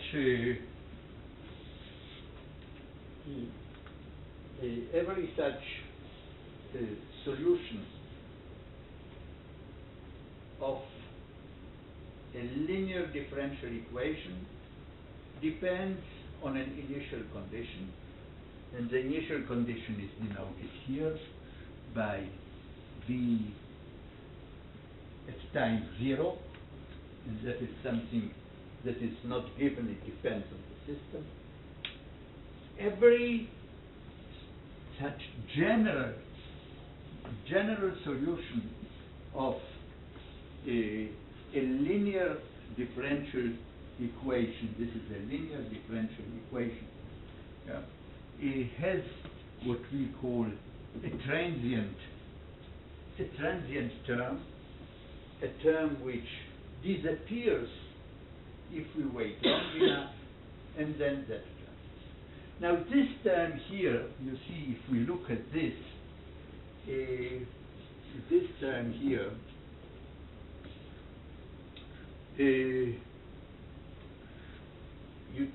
take an integral of the input current at times t prime, which precedes t, because this is, you measure at time t, and the input is the value, and you integrate over the input over time that precedes t. Therefore, what such an electrical circuit on such a neuron does, it maintains the memory of the input of previous times. It integrates over input at previous times. It acts as an integrator of the input. However, the integrator, as an integrator of the input, it has a very short memory, because this here is multiplied by this constant, which is reduced exponentially with a time constant tau. So anything that happened at times much larger than tau does not affect the voltage or the result at present. So this is something, one first essential essential property to remember, that the neuron acts as an integrator, but with a very short memory. In the course or in certain circuits, elements in the cortical assembly, we shall talk about tasks which depend on the ability of integrating the input over much longer time frames, and we will see that in order to achieve that in this course, we shall need certain networks, not single neurons. There are certain specific models which maintain to increase the memory of the single neuron integrator, but that require a much more sophisticated treatment of the actual ionic channels. This is not. And the next thing that I would like to demonstrate is, suppose that we in the integral, does the integral take into account also the previous activities of the neuron itself, the one in which you integrate? Of the neuron itself, in what sense? You see, this is a linear equation. It here, yeah,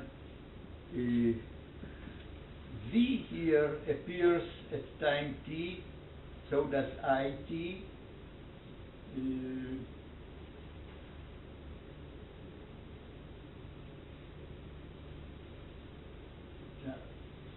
So the integral is on the input from other neurons, right? No. There are no other neurons. First, there are no other neurons because this is only the single neuron. The only external effect is the current that we inject, that is here, and we control its time dependence. This is the general time dependence. Now, what we shall do next, we shall choose certain specific forms of the time dependence. What happens if I is constant? Suppose that I is constant. What happens then? What happens if I is oscillatory, like a sine or cosine function? What happens if I is injected in pulses at equal time intervals? This is what we can explicitly do. This is the implicit form of that, and now we want to do. Now the next thing that we want to add here is when the time is constant. So Vt then will be Vt V0 E minus T tau plus 1 over tau, and now what we have here is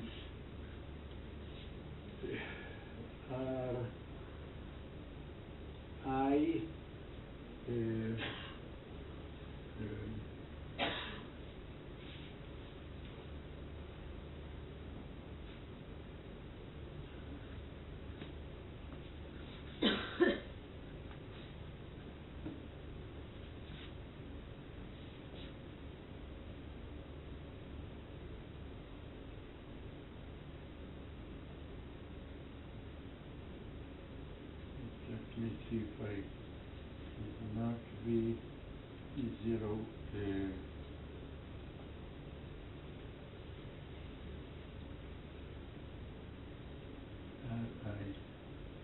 plus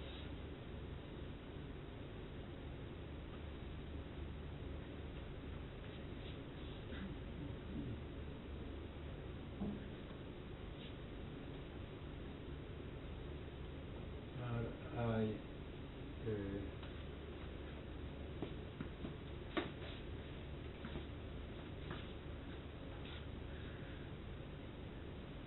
give you the result now here, and we'll worry later about how I got it.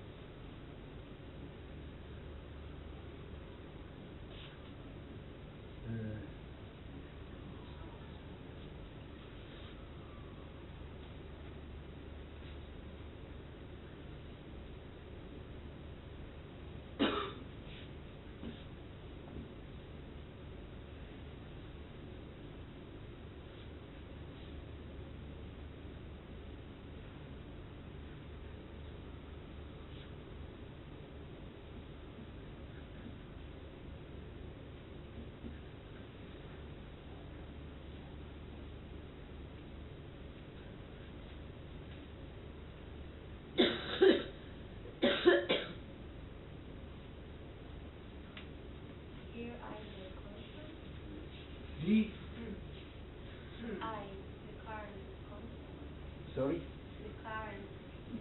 the current is constant. That's why I took it out and I did all the integrals that are necessary and can. Maybe there should be exponent with the second condition.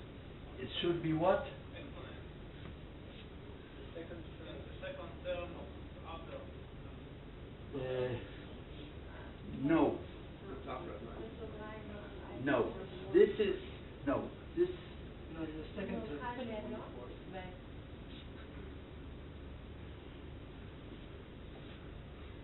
Yeah, on the upper. On the upper one. סליחה.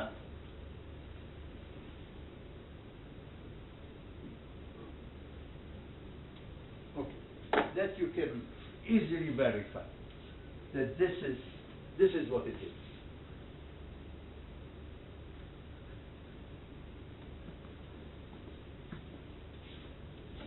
And now let's suppose that we start from v equals from at time 0.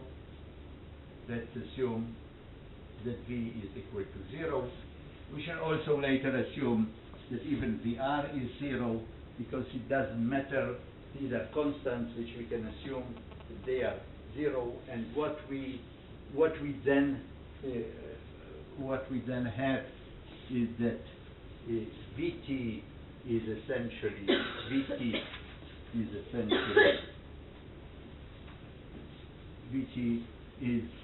Ri 1 minus E minus T tau.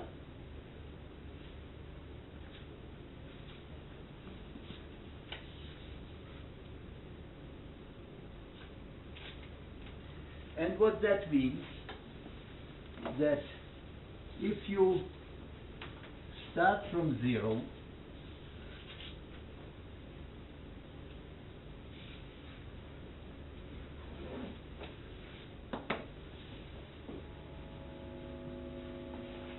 this is a T, and this is T, and if you start from 0,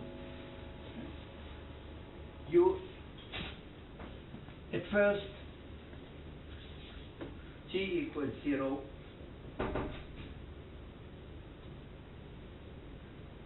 then Vt is 0, then as T increases,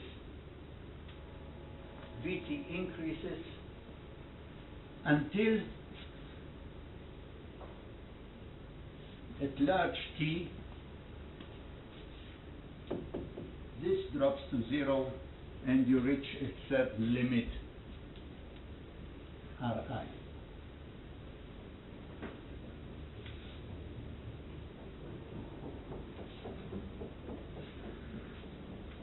And without going through the calculation, but you can immediately guess what happens if my input I is constant up to a certain point, up to a certain time t0, and then it stops. What will happen then? Then it will decay with the same time constant tau, except that now the initial condition, now I have to look at this equation because there is an initial condition. There is an initial potential. So I have to look at this equation and I start from something. I start from V equals to Ri and I go to this. So this is one thing. This is a simple thing. But then there are two properties of this electrical device which I shall use in the course. And one is when the input current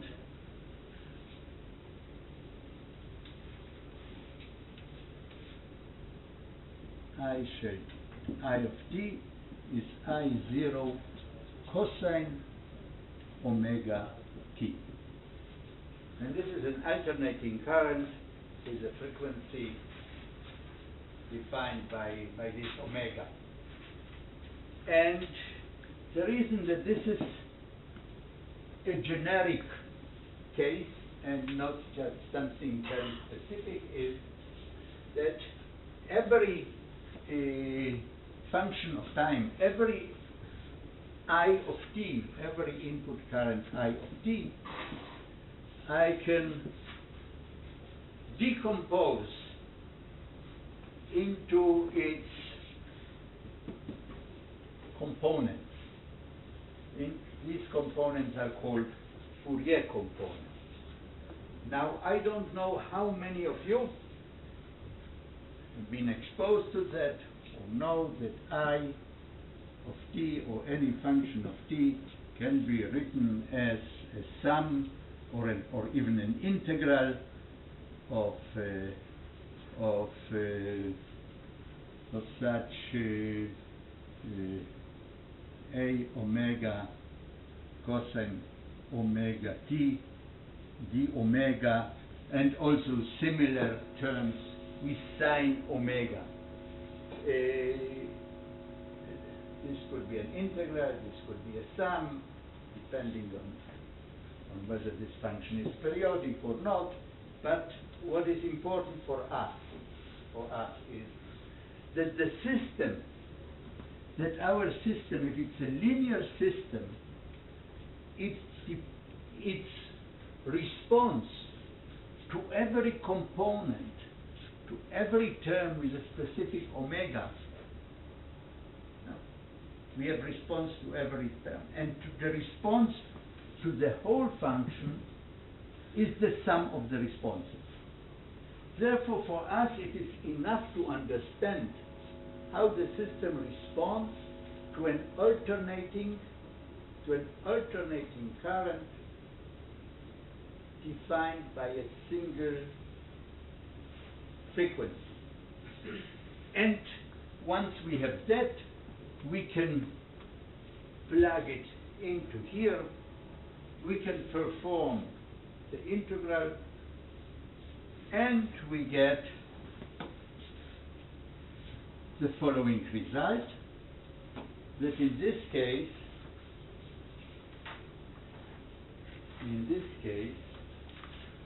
v of t,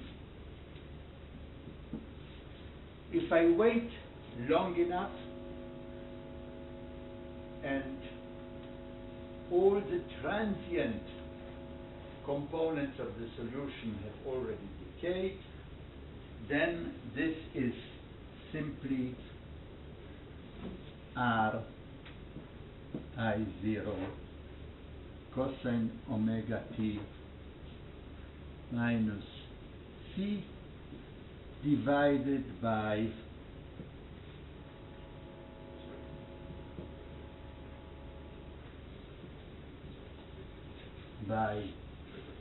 omega squared. Now, what does it mean? This means that in the response, V is the response, I is the input. Suppose we have a function I of t, which has these many Fourier components. And the greater the variability in this function, the less smooth the function is, the more Fourier components there are, the higher and higher Fourier components there are. V is another function which can also be described as a sum of these Fourier components. But what it shows here, that Fourier components of large omega are significantly reduced. That means that the neuron is what is called, and that is important, we should use that property later on, the neuron is a low-pass filter, that it filters out high-frequency components, that the output is significantly smoother than the input. So this is one other of this electrical device, the neuron. And you see, I took, and this is again, this is a lesson for you. This is what I mean by model. I want to derive certain qualitative properties of behavior. For that, this is what I need. I guarantee that if I take all the subtleties that people now can take into account, a kind of models which are called Huxley-Hodgkin model of a neuron, and there you have 4 coupled linear differential equations with 4 parameters which change all the time, that have to do with the properties of the membrane, of the different channels, and so on. This property will still remain. This property will still remain. The integration capacity of the neuron will still remain, and the time span of that capacity will still remain. Now there is one other thing which I would like to demonstrate, which I shall use, and that will conclude today, and that is the kind what we'll call the integrate and fire property of the neuron, the integrate and fire.